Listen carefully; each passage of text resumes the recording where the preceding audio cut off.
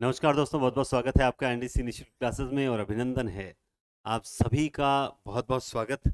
और आज हम करने जा रहे हैं पांचवा पेपर। तो पीछे जो पेपर्स हो रहे हैं उनका बहुत अच्छा रिस्पांस है। इससे पता चल रहा है कि हाँ, प्रश्नों का स्तर भी अच्छा है और जो मेहनत की जा रही है वो भी अच्छा है। आज जो पेपर होगा अपना 5 नंबर पेपर होगा, जैसा कि सूचना दी थी। और उम्मीद करता हूँ कि आप बहुत ही ज़बरदस्त तैयारी के साथ आए होंगे, है ना? या नहीं आए हो तैयारी करके? दूसरा, अरे कल जो क्लास हुई थी उसमें मैंने पिछले पेपर्स के डाउट्स बताए थे। अब डाउट्स इस तरह से पीपीटी में बता नहीं पाया क्योंकि अपने तो क्या है कि आंदो अनजान एक बराबर है साहब। तो है ना, पीपीटी वगैरह बनानी नहीं आती। तो इन पीपीटीज में से ही आपके क्वेश्चन बताए हुए थे कि सर इसमें डाउट्स हैं। तो मैंने उन्हीं का स्क्रीनशॉट लेके और उसकी पीडीएफ फाइल बना के और क्लास दी थी। तो आप सबके पास पेपर्स थे, मैं लगातार वो कमेंट करवा रहा हूँ। मैंने कहा ये कमेंट कर दे, वो कमेंट कर दे। और आप लोग हैं कि बस सर दिख रहा नहीं है। अच्छा, थोड़ी सी क्वालिटी बढ़ा लेते, छोटी सी क्लास थी तो भी पार पड़ जाती। देखो, परिस्थितियों के साथ समझौता तो खैर नहीं करना है, लेकिन परिस्थितियों के साथ यूं मान लीजिए कि थोड़ा सा एडजस्टमेंट जरूर बिठाएं, है ना? कि कई बार ये होता है कि कोई दिक्कत आ जाती है, फिर हम हमारे हाथ में भी कुछ नहीं रहता। तो थोड़ा सा अवेयर रहें। बाकी हम कोशिश कर रहे हैं कि बेस्ट से बेस्ट मिले। अच्छा, आज के पेपर स्टार्ट करने से पहले फटाफट एक बार शेयर कर दीजिए। देखो दोस्तों, आपसे सिर्फ एक ही चीज मांगी है और वो मांगी है आपका समर्पण। आपका समर्पण होना चाहिए, विश्वास होना चाहिए। आपको क्या करना, मैं नहीं कहता कि आप अपना टाइम वेस्ट कीजिए और जो है शेयर करते रहें, नहीं, ऐसा कुछ नहीं। सिर्फ एक स्टेटस लगा लीजिए ताकि अपने मित्र बंधु जो चाहने वाले हैं उनको पता लग जाए कि हाँ, हिंदी की क्लास हो रही है। ज़रूरत होगी वो ज़रूर आएगा, नहीं होगी वो चला जाएगा। आज का पेपर बहुत ही शानदार होने वाला है, पांचवा पेपर है आज। और इस पेपर की खास बात यह है कि इसमें, जैसे कि मैंने कहा था, आधुनिक काल। लेकिन आधुनिक काल के 70 क्वेश्चन नहीं, मैं फिर से बता दूं, क्योंकि क्योंकि साथ में एक चीज़ ये भी होगी कि मैंने देखा कि इसमें आपको खून का टीका बहुत बड़ा है, लहरों का राजहंस है। इस बार शिक्षण विधियां भी मैंने इस पेपर में अपलोड डाली है। तो इसलिए इसका रेशियो जो रहेगा वो साहित्य का एक एवरेज रखा है। अब इससे आगे आने वाले जो पेपर्स हैं, उन पेपर्स में हम क्या करेंगे कि जो पीछे हम पढ़ा चुके हैं ना, वो सारे मिक्सअप क्वेश्चन आएंगे। यूं करते करते 4-5 पेपर जो है वो संपूर्ण पाठ्यक्रम के हो जाएंगे। ठीक है दोस्तों? तो अब हम बढ़ेंगे आगे। तो बढ़िया तरीके से तैयार रहें। और मैं फिर बता देता हूं, हमारे जो पिछले 4 टेस्ट हुए हैं उनमें फर्स्ट में लक्ष्मी चौधरी, सेकंड में पूजा तिवारी, थर्ड में शशि विश्नोई, फोर्थ में श्रवण पटेल और मनोज कुमार शेखावत, ये विजेता हैं। आज भी पेपर खत्म होने के साथ आंसर की आपको खुद को बनानी है। मैंने आपको पहले ही बोल दिया था कि आप आंसर की जो है इस तरह से पेज के अंदर ही बना लें। एक में बी होगा, दो में सी होगा, आप इस तरह बनाएं। और पूरी आंसर की फोटो, जो सबसे पहले मुझे फोटो भेजेगा उसको मैं जो कोर्स है वो फ्री ज्वाइन करवा दूंगा। मैंने 2-3 जनों को करवा दिया, एक आध अभी तक रहा हुआ है, वो भी मुझे मैसेज कर दे, मैं उनको ज्वाइन करवा दूंगा। ठीक है? हाँ जी। तो अब हम स्टार्ट करने जा रहे हैं आंसर की। और पेपर जो है वो आपको मैंने बता ही दिया। पेपर जो है वो ये एनडीसी निशुल्क क्लासेस जो आपने टेलीग्राम चैनल दे रखा है, इस पर आप ज्वाइन कर सकते हैं। हिंदी पॉइंट एप्लीकेशन डाउनलोड करके सीधे आप ऐप के अंदर आ सकते हैं। हर तरीके से आप जुड़ सकते हैं। वहां पर अगला टॉपिक बताया जाएगा। कल वाला टॉपिक जो छठा पेपर होगा अपना, वो बहुत धांसू पेपर होगा। उसमें टॉपिक भी थोड़े से विचित्र हैं। और मेरा इरादा यह है कि आपको पूरा सिलेबस कल वाले पेपर में ही कवर करवा दिया जाए, ताकि उसके बाद कंटिन्यू 4-5 पेपर जो हैं वो संपूर्ण पाठ्यक्रम के हो जाएं। बस, बहुत हो गई रामायण, बहुत गा लिए गीत। अब तक आप में से जो लाइव आने थे वो आ चुके हैं, और जिन जो लेट हैं वो आते रहेंगे। हम चलेंगे आगे। तो इसी के साथ हम पहला प्रश्न की ओर बढ़ते हैं, मां सरस्वती का नाम लेकर वंदे वाणी विनायके।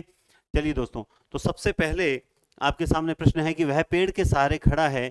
इस वाक्य में आप तो हमें क्या बता दो, इस वाक्य में आप तो हमें कारक बता दीजिए। बता दीजिए, देखें इस वाक्य में कारक कौन सा है। तो दोस्तों जल्दी से बताओ, इस वाक्य में कारक कौन सा है? पेड़ के सहारे खड़ा है, इसमें कारक कौन सा है? अक्सर स्टूडेंट्स क्या बोलते हैं, सर इसमें तो अंडरलाइन नहीं है, हम सर वह में बताएं, पेड़ में बताएं। देखो, इसमें मोस्टली ये होता है कि आप कारक चिन्ह जो दिया हुआ होता है ना, उसी पर फोकस करना चाहिए। तो वह पेड़ के सारे खड़ा है, इसमें आपको पता है करण कारक है। इसका राइट आंसर क्या हो जाएगा? करण कारक हो जाएगा। सेकंड आंसर चलते हैं। राम द्वारा रोटी खाई गई में कौन सा कारक है? बताइए, राम द्वारा रोटी खाई गई में कौन सा कारक है? यहां रेखांकित कर दिया गया है। तो बताएं जल्दी से, इसमें कौन सा कारक है? जल्दी से आंसर दीजिए, फटाफट आंसर आने चाहिए। राम द्वारा, तो द्वारा आ गया तो करण कर दूं क्या? नहीं करना, इसमें कर्ता कारक है। कौन सा कारक है इसमें? कर्ता। हम जानते हैं कि कर्ता के साथ ने भी आता है, कर्ता के साथ को भी आता है, कर्ता के साथ से भी आता है, कर्ता के साथ द्वारा भी आता है ना। आगे चलते हैं 3 नंबर क्वेश्चन। 3 नंबर क्वेश्चन की ओर चलते हैं। पंडित दूध पीता है, इस वाक्य में कारक क्या है?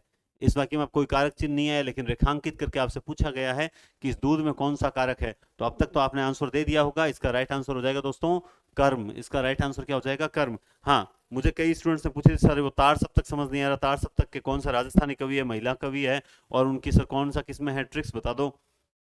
पूरी क्लास देखते रहें, बीच में आज ट्रिक्स बताऊंगा और कल भी मैं कुछ ट्रिक्स वगैरह बताऊंगा आपको। हर काल में 4-5 जगह ऐसी हैं, सॉरी हर काल में 2-2 जगह 3-3 जगह ऐसी है जहां से प्रश्न आता ही आता है, उन सब की मैं ट्रिक बता दूंगा। ठीक है, आगे चलिए। तो इसमें दूध में बता दिया ना, इसमें कर्म कारक है। आगे चलते हैं। अमेरिका ने भारत को आर्थिक सहायता दी, वाक्य में कौन सा कारक है? अमेरिका ने भारत को आर्थिक सहायता दी, वाक्य में कारक कौन सा है? तो जल्दी से बताएं, अमेरिका ने भारत को आर्थिक सहायता दी, इस वाक्य में कारक कौन सा है? जल्दी से आंसर दे दीजिए। इसमें राइट आंसर हो जाएगा दोस्तों भारत को, इसमें राइट आंसर हो जाएगा संप्रदान। यानी अमेरिका ने भारत के लिए सहायता दी है। यहाँ को का मतलब संप्रदान का चिन्ह होता है ना, को और के लिए, तो ये इसमें संप्रदान कारक है। कौन सा कारक है? संप्रदान कारक। आगे चलते हैं। किस वाक्य में अपादान कारक है? बच्चे बस से विद्यालय जाते हैं, 1 अप्रैल को परीक्षा होगी, मोर मोरनी से अधिक सुंदर है, और राम ने 2 लाख रुपयों से व्यापार शुरू किया। तो इसमें ये पूछा जा रहा है आपसे कि इसमें अपादान कारक कौन सा है, तो फटाफट इसमें अपादान कारक बता दीजिए। अपादान में भी विभक्ति से होती है, करण में भी से होती है, लेकिन दोनों में अलग अलग चीज होती है। तो देखिए, अपादान कारक हमें ढूंढना है, तो यहाँ पे बस से, ये तो साधन है, करण कारक है। 1 अप्रैल को परीक्षा होगी, तो यहाँ पर भी ऐसा कोई नहीं है। और राम ने 2 लाख रुपए से व्यापार शुरू किया, तो यहाँ पे रुपए जो हो गए वो साधन हो गए। लेकिन मोर मोरनी से सुंदर है, इसका मतलब क्या हो गया? ये अपादान कारक है। क्योंकि जब भी कभी तुलना, लज्जा, शर्म, भय, दूरी, इनका भाव रहता है, तो वहां पर क्या होता है? अपादान कारक होता है। सुंदर लाल बहुगुणा ने चिपको आंदोलन चलाया, रेखांकित शब्द में कारक बताओ। चिपको आंदोलन चलाया, बताइए इस वाक्य में कौन सा कारक है? जल्दी से आंसर दे दीजिए दोस्तों। इस वाक्य में, चलो मैं तो नहीं बताऊंगा, पहले मुझे जल्दबाजी बड़ी पड़ी रहती है। बताओ, देखें इसमें कौन सा कारक है, जल्दी से बताओ। इसमें दोस्तों कर्म कारक है। सुंदरलाल बहुगुणा ने चिपको आंदोलन को चलाया, इसमें कर्म कारक है। आगे चलते हैं। संज्ञा या सर्वनाम के जिस रूप से किसी अन्य शब्द के साथ संबंध या लगाव प्रतीत हो, उसे क्या कहा जाता है? तो बहुत ही अच्छी परिभाषा है।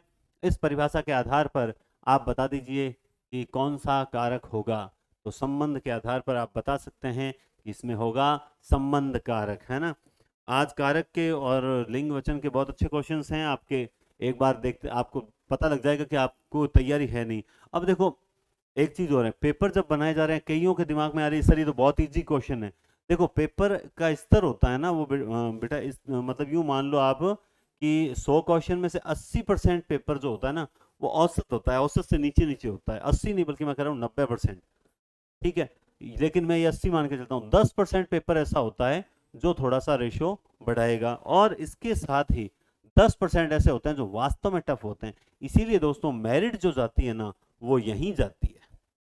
मेरिट कहाँ जाती है? यहीं जाती है। क्या आज तक किसी भी एग्जाम की 100% मेरिट गई है क्या? अब वो कुछ एग्जाम्स ऐसे हैं, छोटे छोटे एग्जाम होते हैं, 2-2 3-3 सीट वाले, उसमें चली जाती है वो, चाहे कैसे भी जाए, XYZ अपने को नहीं करना, लेकिन अपने इन एग्जाम्स की ऐसी मेरिट नहीं जाती। आप तो इसको क्रॉस कर लो आंकड़े को, आपका सिलेक्शन सुनिश्चित है।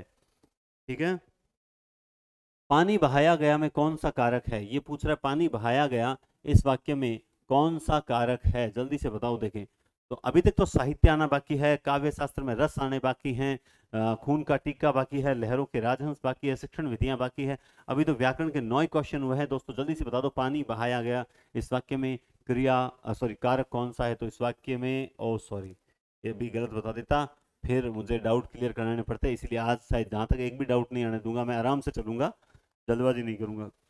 पानी बहाया गया में कौन सा कारक है? ठीक है, आगे चलते हैं। बता दिया ना, इसमें कर्म कारक है, क्यों? पानी को बहाया गया। समझ गए बात को?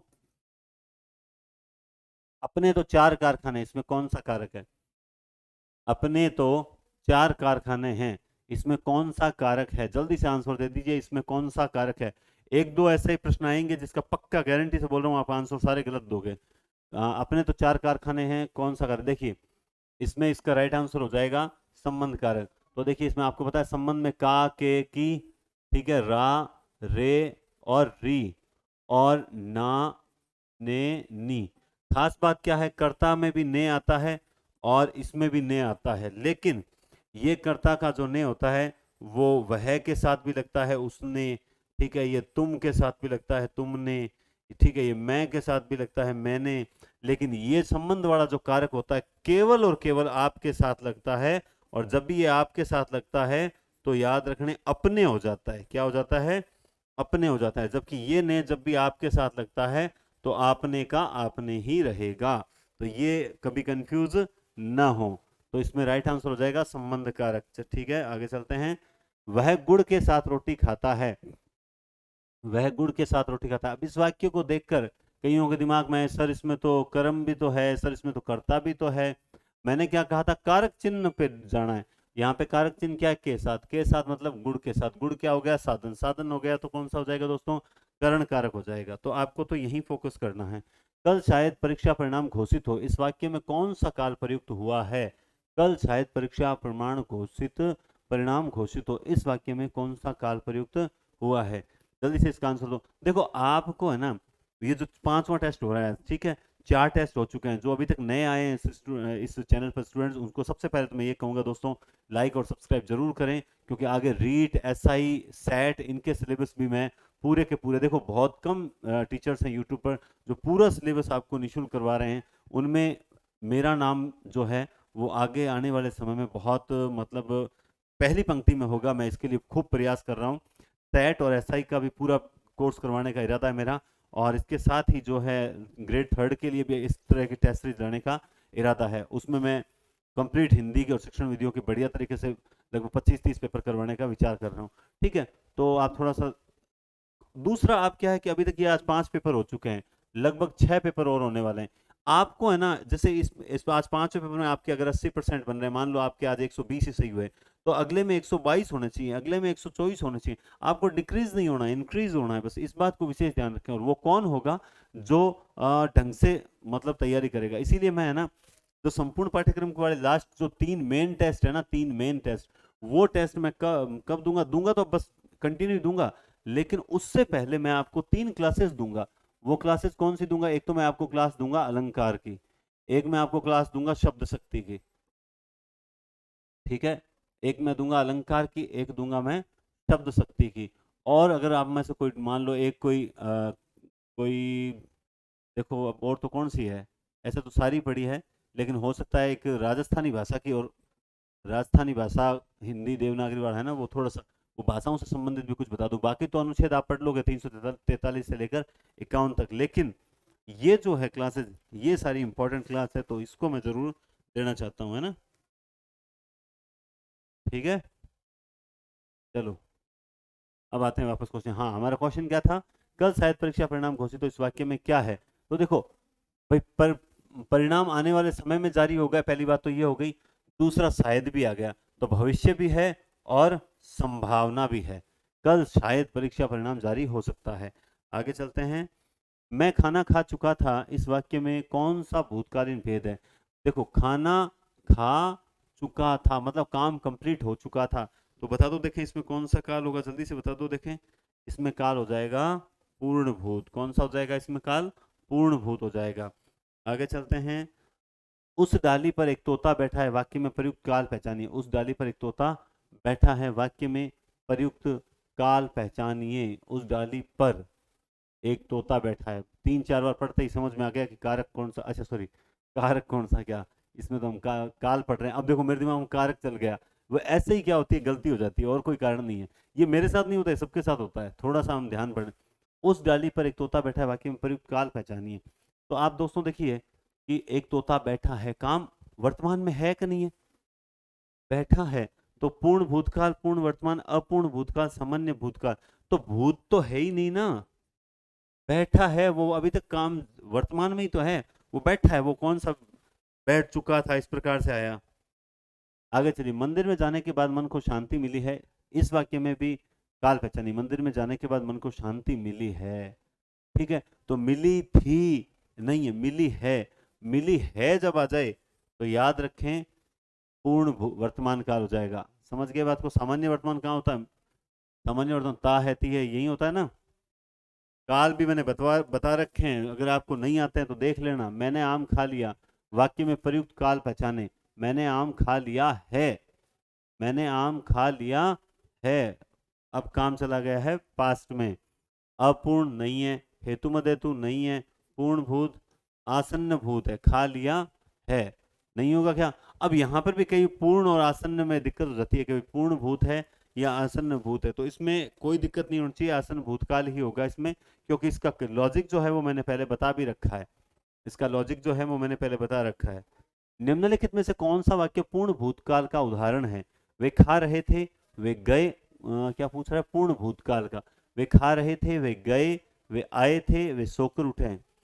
बताओ देखें, पूर्ण, वे आए थे, वे सोकर उठे हैं, ये भी बहुत बढ़िया है। जल्दी से बताओ देखें, इसमें क्या होगा? वे खा रहे थे, वे गए, वे आए थे, या वे सोकर उठे हैं? देखो, मुझे आज भी कल की तरह क्या है, आज भी थोड़े अकेले हैं, इसलिए बार बार देखना पड़ता है कि क्लास चल तो रही है ना, कहीं कोई दिक्कत नहीं हो जाए। हाँ जी, बढ़िया चल रही है क्लास। बताओ देखिए, पूर्ण भूत, देखो ये तो नहीं होगा। ठीक है, ये आपको होता है जब पीछे थे वे नहीं होता ना, थे या है, तो पूर्ण नहीं होता कोई भी, चाहे वर्तमान हो चाहे, तो ये नहीं। अब इसमें क्या है, तो ये नहीं होता। पूर्ण भूत जहां आएगा वहां थे पहचान आ ही जाएगी। आगे चलते हैं। कर्म वाच्य का उदाहरण लीजिए साहब, वाच्य भी आ गए। कर्म वाच्य का उदाहरण देखिए, पत्र भेज दिया गया, राम ने पत्र भेजा, मुझसे चला नहीं जाता, वह दौड़ सकता है। तो बताइए देखिए इसमें कर्म वाच्य क्या है? कर्म वाच्य आपको देखना है, तो कर्म वाच्य दोस्तों इसमें हो जाएगा पत्र भेज दिया गया। देखो मैंने वाच्य बहुत बढ़िया तरीके से बता रखे हैं, आपको सिर्फ इतना देखना है, अगर कर्ता के साथ, हालांकि पहले बता रखा है, कर्ता के साथ से या द्वारा लगा है, ठीक है, तो पहचान हो जाती है। या अंत में जानना क्रिया जो है, अंत में जाना क्रिया सहायक रूप में आती है, अंत में जाना क्रिया सहायक रूप में आती है। ये दोनों ही विशेषता हैं, वो कर्मवाच्य और भाववाच्य की होती है। अब अगर वाक्य सकर्मक होता है तो कर्मवाच्य हो जाता है, अकर्मक होता है तो भाववाच्य हो जाता है। तो ये अब देखो, प्रश्न के बीच में पूरी चीज बताई नहीं जा सकती, तो आपको अगर लगे तो वाच्य वाली क्लास बहुत जबरदस्त बताई हुई है यूट्यूब पर, आप देखें वाच्य लिखकर। सीता सो रही थी, वाक्य का काल है। सीता सो रही थी, वाक्य का काल है। तो सो रही थी, काम क्या था? जारी था ना, वर्तमान में या भूत में? भूत में जारी था, तो ये क्या हो जाएगा? अपूर्ण भूत हो जाएगा। आगे देखते हैं। क्रिया के जिस रूप में वर्तमान में क्रिया होने का संदेह हो, वर्तमान में क्रिया होने का संदेह हो, क्रिया के जिस रूप में वर्तमान में, हाँ बिल्कुल सही, क्रिया के जिस रूप में वर्तमान में क्रिया होने का संदेह हो, उसे क्या कहते हैं? संदिग्ध वर्तमान। वर्तमान में, भाई वर्तमान में कोई क्रिया है जो वर्तमान में हो भी सकती है या नहीं भी हो सकती, ऐसी कंडीशन पे क्या होगा? संदिग्ध वर्तमान होगा। तुम बैठो मैं अभी आया, इस वाक्य में प्रयुक्त कौन सा काल कौन सा है? तुम बैठो मैं अभी आया, इसमें ये भी बहुत अच्छा, इस टाइप के क्वेश्चन होते हैं। अब आप सोचो, मैंने ये थोड़ी दिया राम खाना खाता है, सुनीता पानी पीती है, सोहन सोता है, ऐसे वाक्य तो नहीं दिया ना। इस टाइप के वाक्य ही पेपर में आते हैं, और जब पेपर में इस टाइप के वाक्य आते हैं तो हम लोग घबरा जाते हैं कि अरे वाक्य तो सरल नजर आ रहा है, लेकिन हमें इसका आंसर नहीं मिल रहा। अब आंसर मिलेगा कैसे? आंसर इसलिए नहीं मिलेगा क्योंकि हम सही पहचानते ही नहीं है। रामायण यही होती है। बताओ देखें इसमें, तुम बैठो मैं अभी आया, तो ये तो यहां मत गौर करना, आप तो यहां मैं अभी आया, वर्तमान में काम आने का होगा, मैं अभी आया, अभी कालवाचक है ना, अभी आने की बात वर्तमान काल में जारी है, तो इसका राइट आंसर वर्तमान काल होगा। अब आप सारे पीछे आया आ गया है ना, आया गया जाया, ये तो है ना सिर्फ भूतकाल में होता है ना। अरे भाई वो होते हैं, तभी तो आपको कंफ्यूज करने के लिए ये वाक्य दिया है, तुम बैठो मैं अभी आया, ये वाक्य वर्तमान काल का ही माना जाएगा। संभव है कि कल हम सिनेमा देखने जाएंगे, वाक्य सेम भाई। देखो जाएंगे तो अभी तक काम हुआ नहीं, भविष्य में होगा, और साथ में क्या दे दिया? संभव। अब बता दो इसमें कौन सा हो जाएगा? तो बस आपने सबने उत्तर सही दिया, बिल्कुल संभाव्य भविष्यत्काल हो जाएगा। कौन सा हो जाएगा? संभाव्य भविष्यत्काल। आगे देखिए, छायावाद की पहली रचना मानी जाती है। ये लीजिए साहब, इसी के साथ साहित्य की एंट्री होने जा रही है।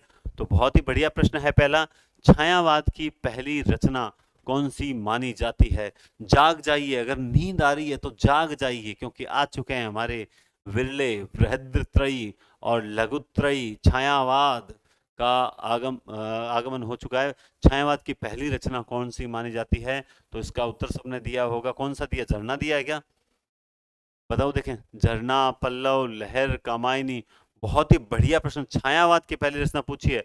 आप सोच लीजिए, मैं मिटा देता हूं एक बार, कहीं कोई कह देगा सर ने पहले बता दिया। आपको इस प्रश्न का सही उत्तर देना है, क्योंकि यह प्रश्न जितना सरल दिख रहा है और तुरंत हम झरना की ओर जा रहे हैं। क्या झरना सही है या दूसरा होगा? इसको फटाफट सही उत्तर देना होगा। ऐसे तुक्का मत मारना, क्योंकि तुक्के में गलत हो सकता है, इस बात का विशेष ध्यान रखना। हाँ जी, देख लिया क्या? ईमानदारी से दिया करो आंसर, ऐसा नहीं है कि आप अपने नोट्स वगैरह में झांको, क्योंकि बहुत ही अच्छा प्रश्न है। छायावाद की पहली रचना कौन सी? क्योंकि दिमाग में कईयों के अलग अलग बातें आती होगी, तो राइट आंसर वही है जो था, झरना।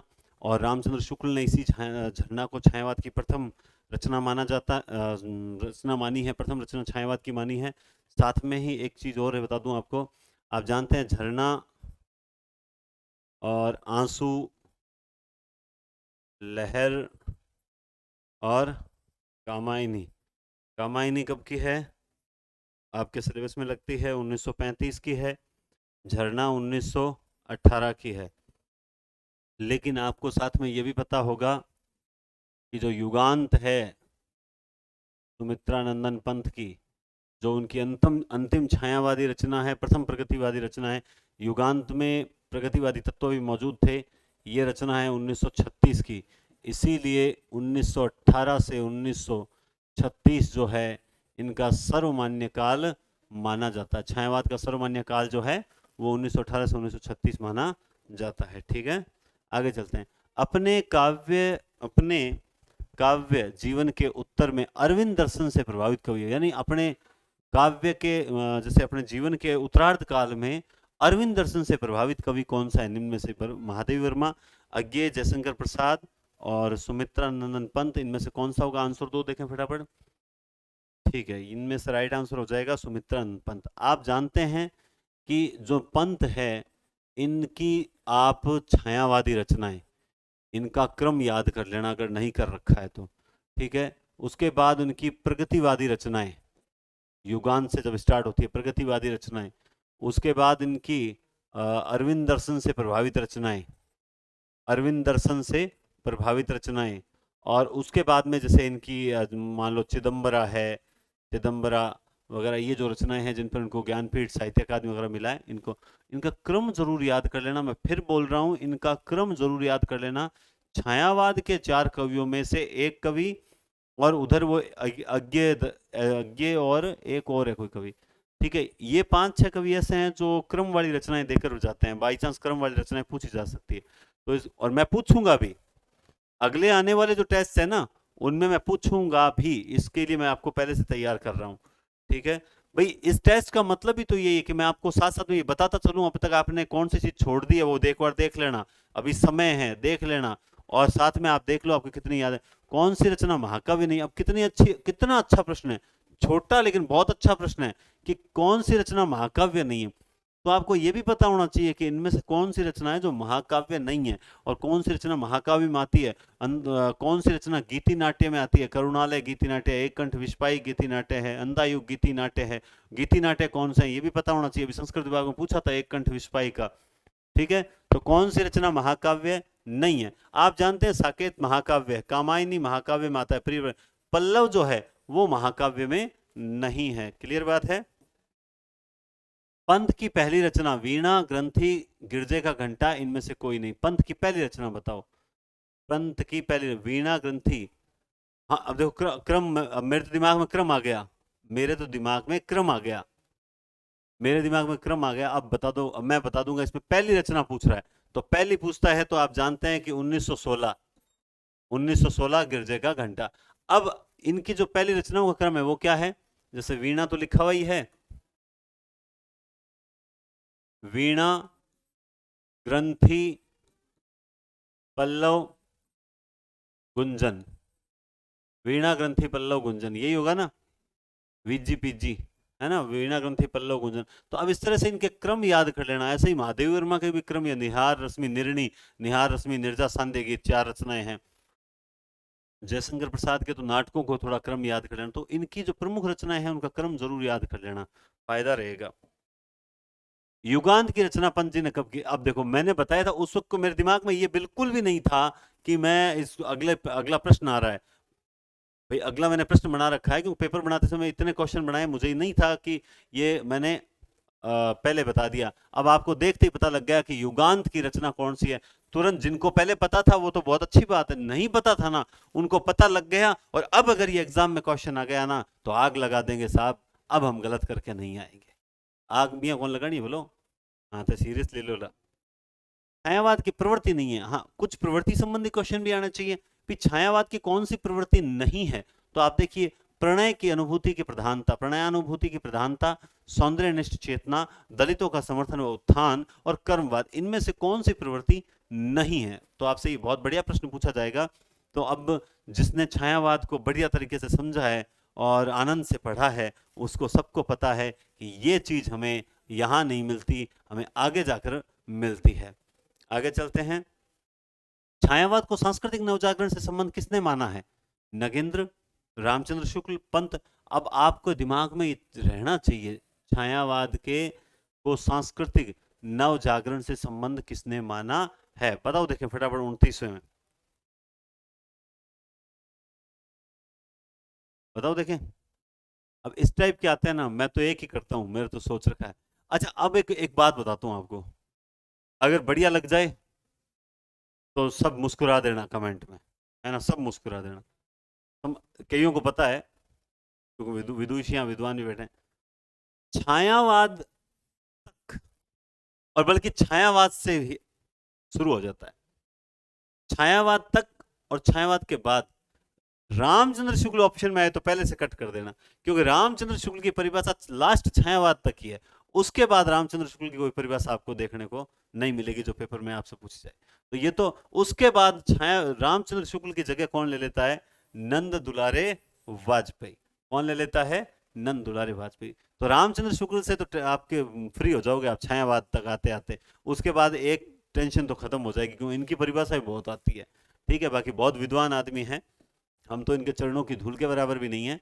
छायावाद के समर्थन में सबसे पहला निबंध किसका था? अब प्रश्न ऐसे देखते ना मजा आता है, जब आपने एग्जाम में ऐसा प्रश्न देखा कि छायावाद के समर्थन में सबसे पहला निबंध कौन सा है, ऑप्शन देखे बिना ही दिमाग में आ गया, और जैसे ही आपके दिमाग में आया वो आपको ऑप्शन में मिल गया, लो साहब हमने लगा दिया मुकुटधर पांडे, और साहब इतना दिल खुश होता है कि चलो एक और सही हुआ। हम एक एक कदम बढ़ते बढ़ते सिलेक्शन हासिल करेंगे, एक एक कदम बढ़ते बढ़ते। देख लो, सोच के देखो, एक सेकंड के लिए आंखें बंद करके देखो कि आप जो हैं वो उस पल को याद करके सोचो, उस पल को, एक पल के लिए, सिर्फ एक पल के लिए उस पल को याद करो जब आपका रिजल्ट आएगा, और रिजल्ट आके सांसें फूली भी होगी। जैसे ही रिजल्ट आएगा, रिजल्ट आते ही आप RP6 साइट को लगातार रिफ्रेश रिफ्रेश करोगे, उसमें आपका रिजल्ट शो हुआ, शो होने के तुरंत बाद आपने देखा उसमें रोल नंबर।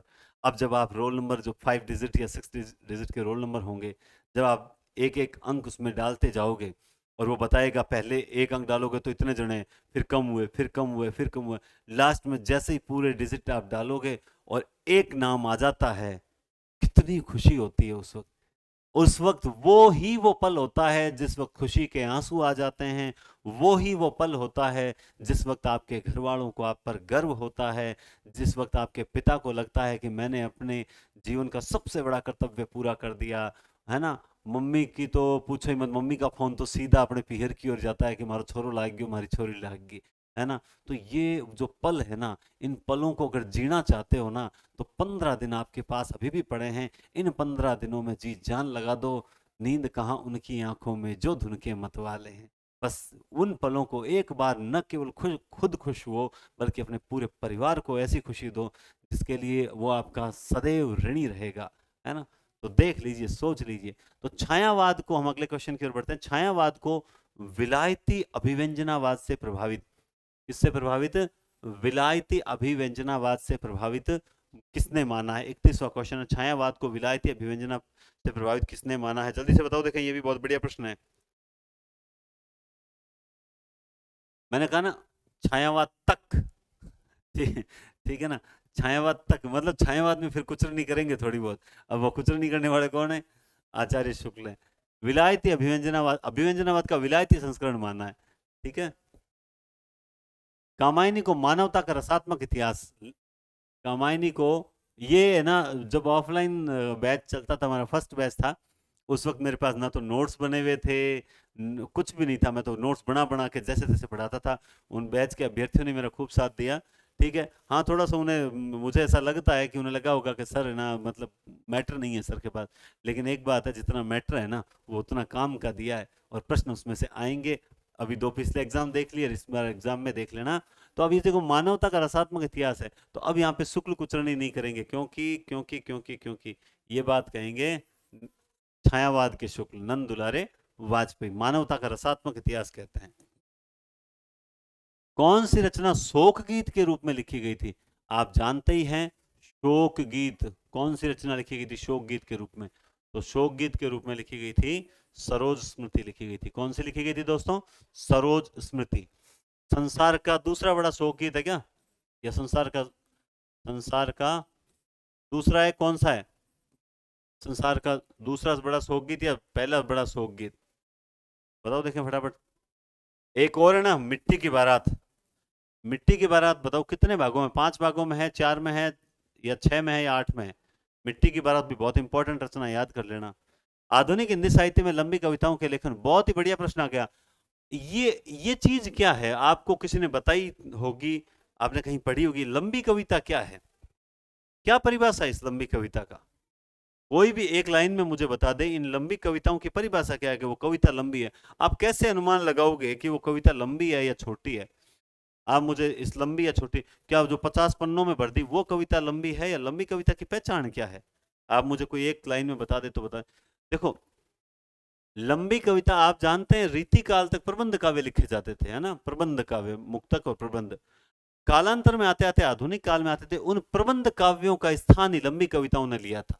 उन प्रबंध काव्यों का स्थान क्या लिया था? लंबी कविताओं ने लिया था। और सबसे पहले लंबी कविता लिखने का जो श्री गणेश किया था, वो किसने किया था?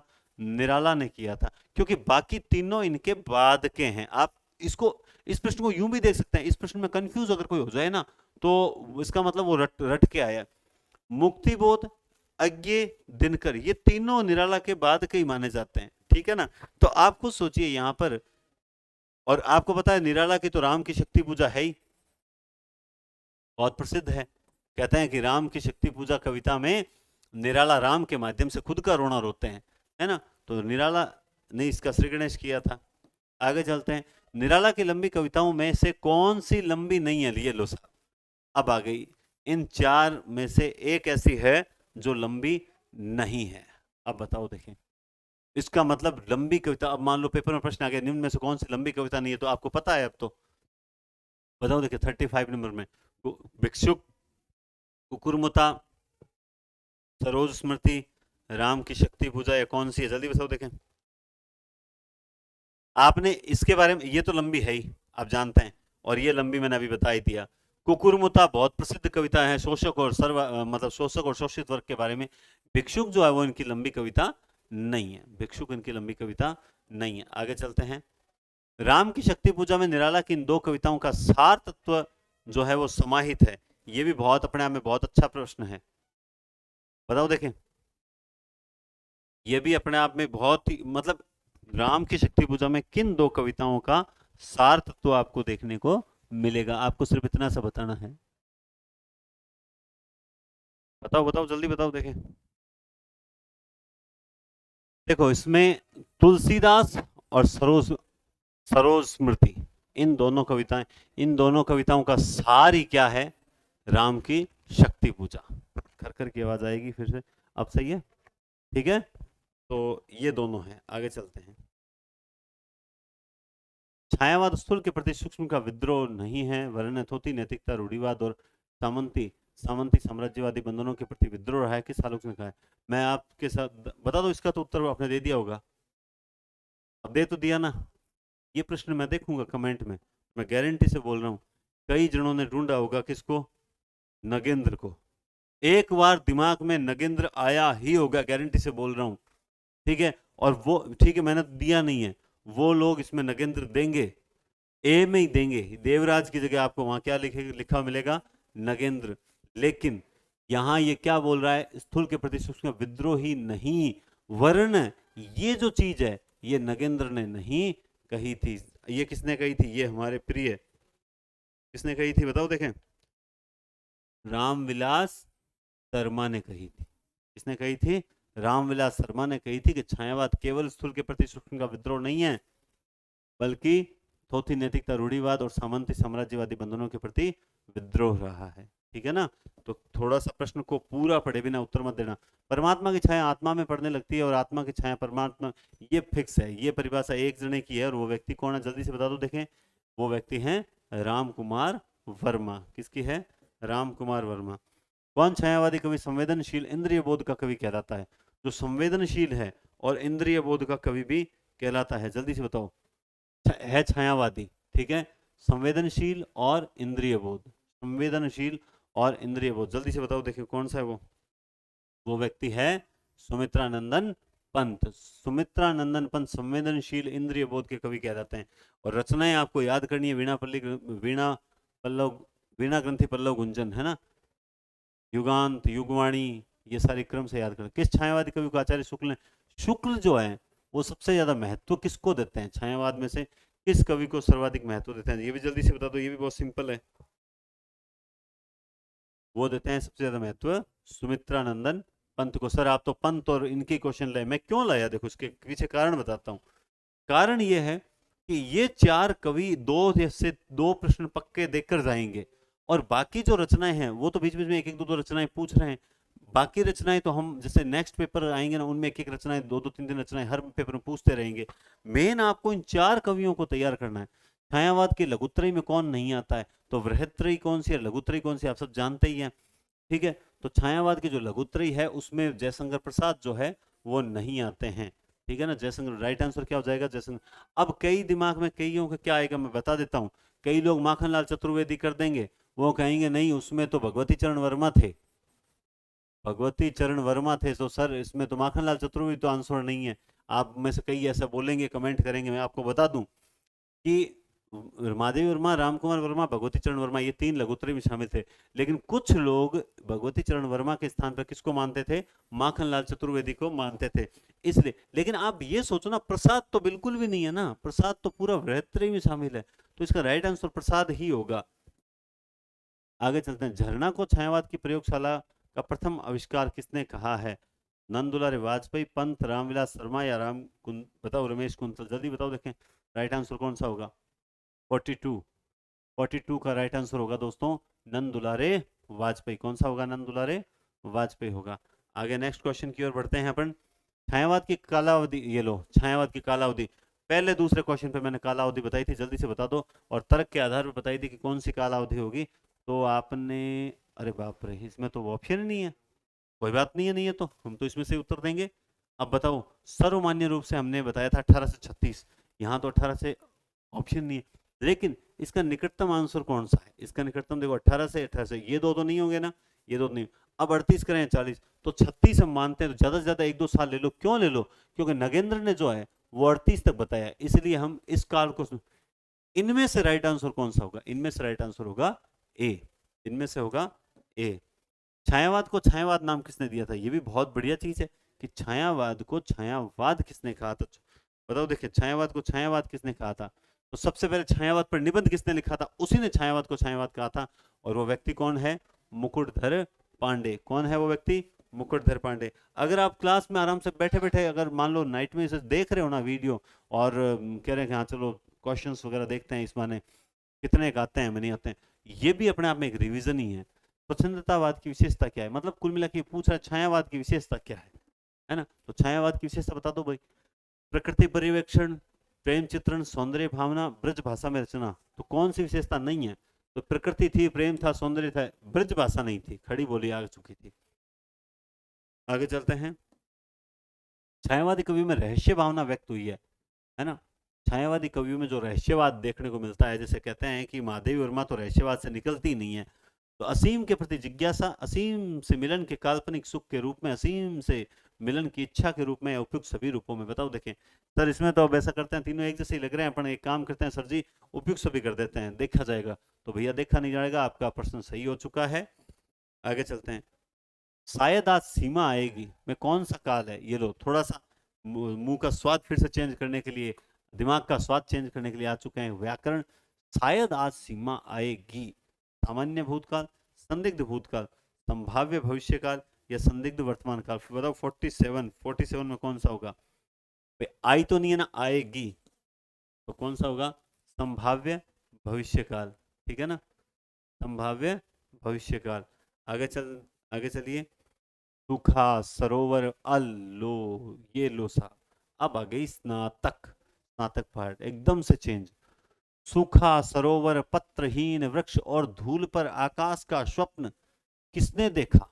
ये जो एक सपना देखा था कि उसे तालाब सूखा हुआ दिखाई दे रहा है और वृक्ष सारे पत्रहीन हो चुके हैं और धूल पर आकाश का स्वप्न, ये स्वप्न किसने देखा था? 48 में बता दो, ये स्वप्न किसने देखा था? अब ये स्वप्न, यार स्वप्न तो, ये तो प्रश्न थोड़ा सा दिमाग, हम्म, लहरों के राजहंस है ना। 40, यार मैं तो इसमें श्यामांग ने नहीं देखा था क्या? अब देखो अपनी लाइव क्लास प्रीमियर लाइव है, मुझे श्यामांग लग रहा है इसमें। अब मेरे पढ़ा हुआ काफी समय हो गया और मुझे समय नहीं मिला वापस देखने का, क्योंकि मुझे जहां तक याद है ऐसे स्वप्न तो वो श्यामांग देखता है या दिमाग में। अब अलका भी शायद ऐसा लग रहा है पढ़ा हुआ है। भैया इस क्वेश्चन को थोड़ा सा आप देखना, मैं आपको इसका उत्तर कल बताऊंगा, है ना। देखो गलत बताने से अच्छा है मैं पहले ही कह दूं कि मेरे दिमाग में नहीं आ रहा, क्योंकि स्नातक पार्ट है। ठीक है, आप में से कईयों ने सही आंसर दे दिया होगा, अच्छी बात है। लहरों के राजहंस में कुल कितने अंक हैं? तो लहरों के राजहंस में कुल कितने अंक है? दो एक तीन है? 3 अंक है, ठीक है। आज का कामोत्सव, कोत्सव लिख दिया, यह है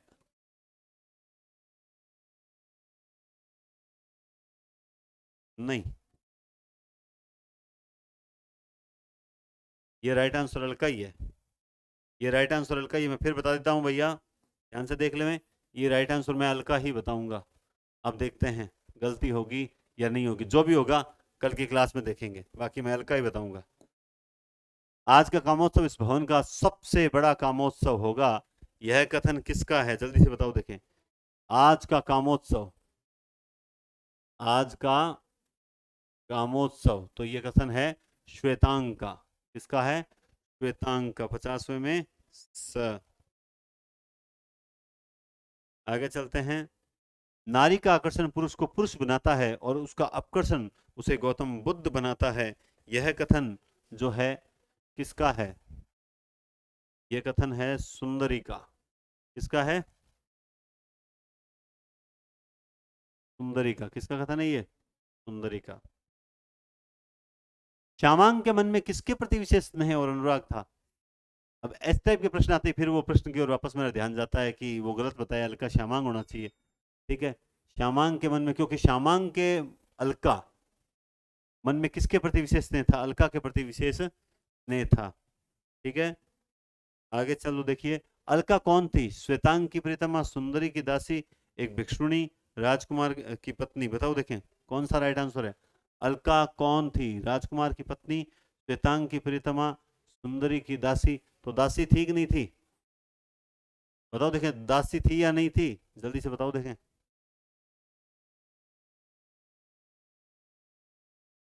नाटक एक ऐसा पार्ट है, नाटक एक ऐसा पार्ट है जिसको आपको अगर पढ़ा हुआ है ना, तो आप निश्चित रूप से सही उत्तर दे दोगे। क्या देवी सुंदरी ने आयोजन किया था? फागोत्सव, गणेशोत्सव, कामोत्सव या दीपोत्सव? तो ये तो बहुत इजी प्रश्न है। बताओ तो देखें, कामोत्सव। हाँ, क्योंकि बहुत कुछ है जो अपने विषय में आप नहीं जानते, केवल मैं जानती हूँ। ये बात कौन कहती है? ये बात कहती है देवी सुंदरी। ये कथन किसका है? देवी सुंदरी का है। आगे देखिए, कुमार नंद ने दीपक जलाने के लिए अग्नि काष्ठ लाने हेतु किसे कहा था? ये तो उसे ही कहा था जो एकदम दिमाग खराब कर रहा था सबका। बताओ देखें, किसे कहा था? किसे कहा था? दिमाग में छमांग तो नहीं आया कहीं? अलका, अलका को बोला था। कामोत्सव में सम्मिलित होने वाला एकमात्र अतिथि, क्या बात है, केवल एक ही अतिथि आया था उस कामोत्सव में। इस बात का उसे गुस्सा भी आया था। तो कामोत्सव में शामिल होने वाला एकमात्र अतिथि कौन था? जल्दी से बताओ देखें। वो था आर्य मित्रे। कौन था? आर्य मित्रे। मुझे बहुत खेद है। सुंदरी को किस बात का खेद है? कि रात के व्यवहार के लिए, फागोत्सव में कोई नहीं आने से, श्यामांग को दंड देने के लिए, देवी यशोधरा की उपेक्षा करने के लिए। बताओ देखें, 58 में कौन सा होगा? खेद उसे किस बात का था, बस इतना से ही पूछा है। बताओ इसमें कौन सा होगा? तो उसे खेद था रात के व्यवहार के लिए। गीदड़ शब्द का स्त्रीलिंग, ये लो फिर से चेन चेक करने के लिए, गीदड़ शब्द का स्त्रीलिंग क्या बनेगा? गिदड़िन, गिदगनी, गिदड़ी, उपरोक्त में से कोई नहीं। 59। बताओ देखें 59 में क्या होगा? गिदड़ी होगा क्या? गिदड़ी होगा। आपको इसमें डी मात्रा लगेगी, गिदड़ी होगा। उपरोक्त में से ये मादा गिदड़ नहीं। ऋषि का, ये थोड़ा सा एक अजीब सा लगा इसका। आप बताओ, ऋषिणी होगा, ऋषि पत्नी होगा, है ना? ऋषि का या ऋषि, तो इसका राइट आंसर क्या होगा? फटाफट आंसर दीजिए। जो ऋषि शब्द है उसका स्त्रीलिंग क्या होगा? थोड़ा सा मैं पानी पी लेता हूं तब तक। जल्दी से बताओ देखें, ऋषि का जो है, जो बताइए। ऋषि पत्नी करें या फिर ऋषि का करें या ऋषि करें? मात्रा बड़ी करें? बताओ देखें, इसका राइट आंसर हो जाएगा ऋषि का। कौन सा हो जाएगा दोस्तों? ऋषि का। निम्नलिखित में से कौन सा शब्द स्त्रीलिंग है? सिंपल क्वेश्चन है, बताओ तो देखें, कौन सा स्त्रीलिंग है? जल्दी से आंसर दीजिए। मृत्यु। कौन सा स्त्रीलिंग है? मृत्यु। देखो, आज मैं बहुत धीरे चल रहा हूं। पुल्लिंग और स्त्रीलिंग में से कौन सा जोड़ा सही नहीं है? मोटा मोटी, धोबी धोबिन, दाता दानी, तेली तेलिन। बताओ इसमें से कौन सा जोड़ा सही नहीं है? जल्दी से इसका आंसर दे दो फटाफट। देखें, इसका सही नहीं है ये, क्यों? दाता का दात्री होगा। क्या हो जाएगा? दात्री। अब मैं थोड़ी सी स्पीड बढ़ाता हूं क्योंकि वरना क्लास लंबी हो जाएगी। निम्नलिखित शब्दों में से पुल्लिंग शब्द का चयन कीजिए। सूचीपत्र, किताब। पुल्लिंग शब्द का चयन कीजिए। सूचीपत्र, किताब, गंगा, संसद। आप भी थोड़ा सा एक्टिव हो जाइए। अब मैं स्पीड से चलूंगा। निम्नलिखित शब्दों में से पुल्लिंग शब्द का चयन कीजिए। कौन सा होगा पुल्लिंग शब्द? पुल्लिंग शब्द होगा सूची पत्र। बाकी तीनों के तीनों क्या है? स्त्रीलिंग है। बाकी तीनों के तीनों क्या है? स्त्रीलिंग है। हाँ जी। लिंग की दृष्टि से आत्मा शब्द क्या है? आत्मा स्त्रीलिंग, पुल्लिंग, नपुंसकलिंग या उभयलिंग? जल्दी से बताइए, आत्मा क्या है? आत्मा है, जल्दी से बताइए, जल्दी से। आत्मा होगी उभयलिंग। आगे चलते रहिए। इनमें से एक वचन बहुवचन का कौन सा युग्म सही नहीं है? घोड़ा, घोड़े, आंसू, आंसुओं, और गली, गलियां, चिड़िया, चिड़िया। ये तो सारे के सारे सही लग रहे हैं, लेकिन मुझे एक गलत लग रहा है। जल्दी से बताओ। तो इसमें राइट आंसर हो जाएगा आंसू का। आंसू नहीं होता है, आंसू वही दोनों में आता है, ठीक है। साधु शब्द का बहुवचन रूप क्या होगा? साधुओं, साधुएं, साधु। तो साधु का बहुवचन होगा इनमें से कोई नहीं। 66 में क्या हो जाएगा? इनमें से कोई नहीं, क्योंकि साधु ऐसे शब्दों में क्या होता है? बहुवचन। साधु बड़ा हो जाता है ना। तिथि शब्द का बहुवचन है। तिथियों, तिथियों, तिथियां। इनमें से कोई नहीं। तो इनमें से जल्दी से बताओ कौन सा राइट आंसर होगा? इनमें से ये होगा, है ना? इनमें से कौन सा होगा? ये होगा। आगे चलते हैं नेक्स्ट क्वेश्चन की ओर। कौन सा शब्द हमेशा एकवचन में प्रयुक्त होता है? समाचार, व्यापारीगण, पानी, अधिकारी, वर्ग। जो सदैव एकवचन में प्रयुक्त होता है, बताओ देखें कौन सा एकवचन में प्रयुक्त होता है? तो वो होता है, वो होता है, वो होता है, जल्दी से बताओ देखें। वो होता है पानी। कौन सा होता है? पानी। आगे चलते हैं। गुड़िया का बहुवचन क्या होगा? गुड़िया, गुड़ियो, गुड़िया, गुड़िये। जल्दी से बताओ, गुड़िया का बहुवचन क्या होगा? आपको पता है इस प्रकार शब्द आते हैं तो बहुवचन बनाते समय उनको क्या कर देते हैं? चंद्र बिंदु लगा देते हैं। क्या होता है चंद्र बिंदु? लगा देते हैं अनुनासिक। इनमें से कौन सा शब्द बहुवचन में ही प्रयुक्त होता है, केवल बहुवचन में ही प्रयुक्त होता है? ओठ, अक्षत, प्राण, कौन सा बहुवचन में प्रयुक्त होता है? तो आपको आंसर मिल गया होगा। आंसर होगा ये सभी। कौन सा होगा? ये सभी। नेक्स्ट क्वेश्चन की ओर चलते हैं अपन। जनता काफी आक्रोशित थी, रेखांकित शब्द में कौन सा वचन प्रयुक्त हुआ है? बहुवचन, एकवचन, द्विवचन, इनमें से कोई नहीं। जनता काफी, तो आप बताइए जनता काफी, ये जनता बहुवचन है एकवचन है? तो जनता शब्द जो है वो एकवचन ही है। 71 में क्या हो जाएगा? जनता एकवचन में ही आएगी। आगे चलते हैं फटाफट। इनमें से कौन सा शब्द बहुवचन है? दूध, तेल, पानी, समाचार, जल्दी से बताइए। दूध, तेल, पानी, समाचार, इनमें से कौन सा शब्द बहुवचन है? बताओ, देखें, जल्दी से बताओ। इनमें से कौन सा शब्द बहुवचन है? दूध, तेल, पानी, समाचार। समाचार, दूध, तेल, पानी, इसमें से क्या हो जाएगा बहुवचन? समाचार। क्या हो जाएगा? समाचार। आगे चलते हैं। निम्नलिखित में से कौन सा शब्द एकवचन है? आंसू, प्राण, आकाश, दर्शन। तो इसमें से एक वचन क्या पूछ रहा है आपसे? आपसे पूछ रहा है एक वचन कौन सा है, और आपको बताना है एक वचन। एक वचन हो जाएगा आकाश, आंसू, प्राण, दर्शन नहीं होंगे, क्योंकि ये तो सारे के सारे बहुवचन में भी काउंट होते हैं। घोंसला का एक बहुवचन, सॉरी, घोंसला का बहुवचन शब्द दिए गए विकल्पों में से कौन सा होगा? घोंसलों, घोंसला, घोंसली या घोंसले, इनमें से कौन सा राइट होगा? जल्दी से बताओ, देखें, इतना टाइम नहीं लगता। जल्दी से बताओ, देखें कौन सा होगा। 74 की बात कर रहा हूँ, 74। जल्दी से बताओ, देखें।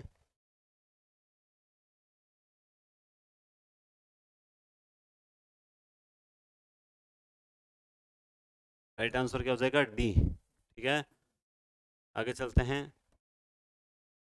बहुवचन का कौन सा विकल्प अनुचित है? रीतियां, विधियां, नीतियां, रीतियां, इनमें से एक अशुद्ध लिखा हुआ है। जल्दी से बताओ, देखें कौन सा लिखा हुआ है। वो लिखा हुआ है, ये कौन सा लिखा हुआ है? A option. एक वचन शब्द का चयन कीजिए। केस, नेत्र, रोम, सूरज, इनमें से एक शब्द ऐसा है जो एक वचन है, बाकी सारे बहुवचन में कन्वर्ट होते हैं, बहुवचन में ही शामिल होते हैं। तो एक वचन कौन सा हो जाएगा? सूरज हो जाएगा। कौन सा हो जाएगा? सूरज। मेरे हृदय के हर्ष अभिमन्यु अब तू है कहाँ? दृग खोल कर बेटा तनिक देख लो तुम हम सबको यहाँ, यहाँ व्यंजित रस कौन सा है? अब हमें हल्का हल्का धीरे धीरे चलना पड़ेगा, क्योंकि मेरे हृदय के हर्ष अभिमन्यु अब तू है कहाँ।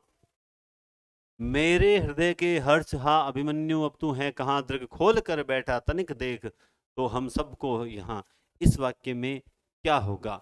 रुद्र, वियोग श्रृंगार, करुण रस, शांत रस, इसमें से राइट कौन सा होगा? तो आप क्या इसमें रुद्र करोगे? नहीं करेंगे। क्या इसमें शांत करोगे? नहीं करोगे। तो फिर वियोग करें या करुण करें?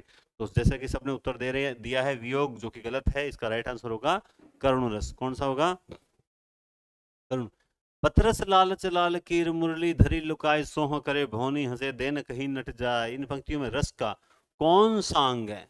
अब बहुत बढ़िया प्रश्न है ये, रस का कौन सा अंग है? अब देखो, इस दोहे में आखिर कौन सी मेन चीज है? संचारी भाव मेन है, अनुभाव मेन है, स्थाई मेन है, विभाव, ये विभाग लिखा हुआ है, विभाव मेन है। तो देखो इसमें क्या है, इसमें इंपॉर्टेंट जो है वो है अनुभाव। अनुभाव कैसे? देखो, कायिक, कायिक ये रही, कायिक अनुभव कहाँ है? भौहों से हंस रहा है। जब शरीर के अंगों द्वारा कोई क्रिया होती है तो वहां कायिक अनुभव होता है, भौहों से हंस रहा है ना। और मुरली के देन कहीं नट जाए, ये क्या है? ये है वाचिक अनुभाव। ये क्या है? वाचिक है। और संचारी भाव इसलिए नहीं क्योंकि अनुभाव में भी एक होता है कायिक, वाचिक, आहार्य। बतरस लालच का मुरली धरी लुकाए सोह करे भौनी से देने, आहार्य सात्विक, सात्विक के अंदर भी देखो फिर इनमें से जो छोटे छोटे सात्विक जो अनुभव होता है वो 8 प्रकार का होता है। तो इस तरीके से इसमें अनुभाव ज्यादा है, इसीलिए इसका रस का कौन सा अंग है? अनुभाव। सादरि बार ही बार सुभाय चिते तुम त्यो हमसे मन मोहे पूछति ग्राम वधु सियसो कहो सांवरे से सखी रावरे कौन है? रावरे कौन है? तो यहाँ पे सादरि बार ही बार सुभाय चिते तुम हत्यो हमरो मन मोहे पूछति ग्राम वधु सियसो कहो सांवरे। तो यहाँ पे ग्राम वधुएं पूछ रही है सीता से, कहो सांवरे से, वो सांवरे से हैं, वो तेरे क्या लगते हैं? तो यहाँ पर इसमें ये पूछ रहा है आश्रय विभाव क्या होता है? विभाव आपको होता है आलम्बन, उद्दीपन होता है। आलम्बन के फिर दो होते हैं, आश्रय और विषय होता है। तो आश्रय वो होता है जिसके मन में कुछ बात उत्पन्न होती है, किसको देखकर? विषय को देखकर। तो यहाँ आश्रय तो है ग्राम वधुएं, और विषय जो है वो है सीता है। विषय जो है वो है सीता। तो यहाँ पे आश्रय में क्या हो जाएगा? ग्राम वधुएं। क्या हो जाएगा? ग्राम वधुएं। मनहु गोपाल आए मेरे घर और हंसकर भुजा गई। मानो गोपाल मेरे घर आए थे रात को सपने में, और उन्होंने हंसकर मेरी भुजा पकड़ी और मुझे कहा गले खड़ी हो। कहा कहू बैरिन भई निंदिया, मुझे कहा चलो हम झूलने के लिए झूला झूला झूलने के लिए चलते हैं। कहा कहू बैरिन भई निंदिया, क्या कहूँ ये नींद मेरी बैरिन बन गई, निमिष न और रही, है ना। इन पंक्तियों में किस रस की व्यंजना, शांत करुण वियोग संयोग, इसमें क्या है। मैं जब रस पढ़ाया था, आप में से कोई जो साथी जब देख रहे हैं, तो इसमें से एक श्रृंगार ऐसा है, संयोग है या वियोग है, बस इतना ही देख लो। तो मनु गोपाल आए मेरे घर हंसकर भुजा गई, हंसकर मेरी भुजा थाम ली, तो यहाँ पे हो जाएगा वियोग श्रृंगार। वियोग श्रृंगार जो होता है वो 3-4 प्रकार का होता है, जिसमें एक मृत्यु के समय वियोग होता है, एक नींद से में बिछड़ जाना वो भी वियोग में आता है ना। तो 2-3 प्रकार का वियोग होता है। आगे चलते हैं। उसके बाद है निम्नलिखित में से किस कथन में रस की व्याख्या नहीं की गई है। ये तो टिपिकल प्रश्न है। निम्नलिखित में से किस कथन में रस की व्याख्या नहीं की गई है। रस लोकोत्तर चमत्कार मय है, ब्रह्मानंद सहोदर है, काव्य की शोभा बढ़ाता है, आस्वाद रूप है, या लोक, बताओ। देखें कॉमन प्रश्न है, बहुत बार आ गया।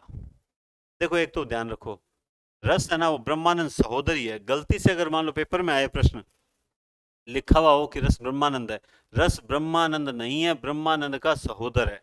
दूसरा, रस आस्वाद नहीं है, रस आस्वाद्य है, रस आस्वाद्य है ना कि आस्वाद है। तो इसका राइट आंसर हो जाएगा डी। क्या हो जाएगा? डी। लखन सकोप वचन जे बोले, डगमगनी डगमगनी मही दिग्गज डोले। इन पंक्तियों में व्यंजित रस कौन सा है? श्रृंगार, रौद्र, विभत्स, वीर। तो अब यहाँ पे तीनों ही तीनों बढ़िया है, फिर दो में कंफ्यूजन होगा, और लास्ट में आप में से बहुत से साथी कर देंगे रौद्र रस, और वो हो जाएगा उनके सही। क्या हो जाएगा? सही। पायो जी मैंने राम रतन धन पायो। इन पंक्तियों में व्यंजित भाव क्या? भय, हास्य, शोक, निर्वेद। पायो जी मैंने राम रतन धन पायो, बस। पायो जी मैंने सेकंड ग्रेड सर्विस पाई, पायो जी मैंने सेकंड ग्रेड नौकरी पा ली। और जैसे ही सेकंड ग्रेड नौकरी पा लोगे क्या होगा? संतोष, संतुष्टि। संतुष्टि यहाँ है क्या? यहाँ है क्या? यहाँ है क्या? या फिर क्या है? यहाँ है शांति, है निर्वेद है, एकदम शांति। शांति पड़ गई हमें। राम रूप अरुषीय छवि देखे, नरिन परि हरि निमेश। यहाँ व्यक्त संचारी भाव। संचारी भाव 33 होते हैं, इनको व्यापिचारी भाव भी कहा जाता है, क्योंकि ये सभी रसों के साथ उत्पन्न होते हैं, और संचारी भाव की आदत होती है वो क्षण उत्पन्न होते हैं, क्षण नष्ट हो जाते हैं। तो यहाँ पे जो है इस राम रूप और उसी छवि, राम रूप है ना, मतलब किसी को देखने पर, नायक ने नायिका को देखा, यूं मान लो, देखते ही वो एकदम से क्या हो गई? परिहर निमेश। ये जो शब्द है ना, अगर आपको कहीं दिख जाए किसी पंक्ति के अंदर, तो याद रखना जहां ये शब्द है वहां जड़ता होगी ही होगी। गर्व नहीं है, हर्ष नहीं है, अकिंचनता नहीं है, बल्कि क्या है? जड़ एकदम, बस एकटक देखते रह जाना, आंखें झपकती नहीं है, वृष भानु लला हली न चली न डुली, इस प्रकार से है ना। आचार्य भरतमुनि ने कौन सा एक रस नहीं माना है? भरतमुनि हैं जो कहते हैं कि एक रस है ही नहीं, वो मानते ही नहीं है, बोले ये कोई रस होता ही नहीं है। और वो मैंने ये बात पहले भी बताई थी एक दिन, शांत रस को वो मानते ही नहीं है। और वहीं एक व्यक्ति ऐसे हैं जो केवल कहते हैं कि रस तो एक शांति है, बाकी कोई होता ही नहीं है। भावों को जागृत करने वाले तत्व क्या कहलाते हैं? अनुभाव, स्थायी भाव, विभाव, या संचारी भाव? 86। 80 भावों को जागृत करने वाले, जो आपके भाव होते हैं उनको जागृत करते हैं, वो जागृत कौन करते हैं? जागृत करने का काम होता है विभाव। अब आप में से बहुत जन संचारी भाव कर देंगे। संचारी भाव जागृत नहीं करते हैं, बल्कि उन भावों को, संचारी भाव का काम होता है उन भावों को स्थायी भावों तक पहुंचाना और उसके बाद नष्ट हो जाना। तो वो उसको और ज्यादा बढ़ाते हैं, लेकिन जागृत विभाव करते हैं। अन्य व्यक्ति की उन्नति के कारण उसकी निंदा या हानि की चेष्टा कहलाता है। अन्य व्यक्ति की उन्नति के कारण उसकी निंदा। हाँ भाई, आपका पड़ोसी है, वो गाड़ी 4 व्हीलर लेके आया, ट्रैक्टर लेके आया, जो भी लेके आया है, आपको क्या हो रही है? जलन। जलन को क्या बोलते हैं? ईर्ष्या। ईर्ष्या को इनमें से क्या बोलते हैं? अमर्ष, अविद्या, वितर्क, या असूया। क्या होती है? असूया, है ना। अन्य व्यक्ति की उन्नति के कारण उसकी निंदा या हानि की चेष्टा, ये क्या होती है? असूया। आगे चलते हैं।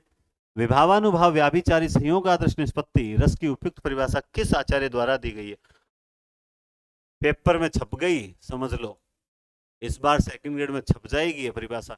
विभावानुभाव व्याभिचारी संयोग आदर्श निष्पत्ति, रस की उपयुक्त परिभाषा किस आचार्य ने दी है? जल्दी से बता दो। देखें, वो एक जैसे परिभाषा है, वाक्य रसात्मक काव्यम रमणीयार्थ प्रतिपादक शब्दम काव्यम तद 200 शब्दार्थ हो, एक अ 200 शब्दार्थ हो, तो तद 200 मम्मट की है, अ 200 किसकी है? अ 200 है हेमचंद्र की है।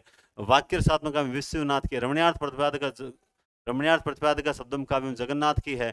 आपको इन परिभाषाओं को याद, ऋतरात्मा काव्य इसी की है। एक और है, कौन सी है? रसापकर्ष का दोषा, रसापकर्ष का दोषा, वो किसकी है? याद नहीं आ रही। तो यहाँ पे इसका राइट आंसर हो जाएगा भरतमुनि। ये विभावानुभव व्याभिचारी संयोग आदर्श निष्पत्ति, यह है भरतमुनि की है। किसकी है? भरतमुनि की है।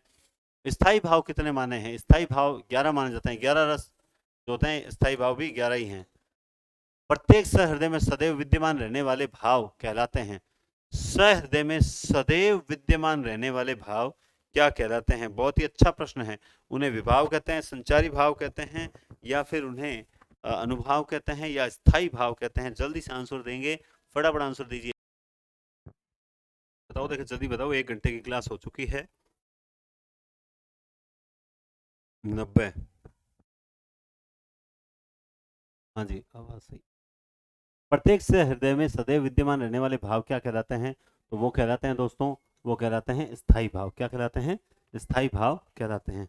आगे चलते हैं। स्थाई भावों के उद्बोधक, मतलब स्थाई भावों के उद्बोधक या स्थाई भावों को जागृत करने का, स्थाई भावों को जागृत, अभी मैंने बताया था वही चीज, आइए वापस ध्यान रख लेना।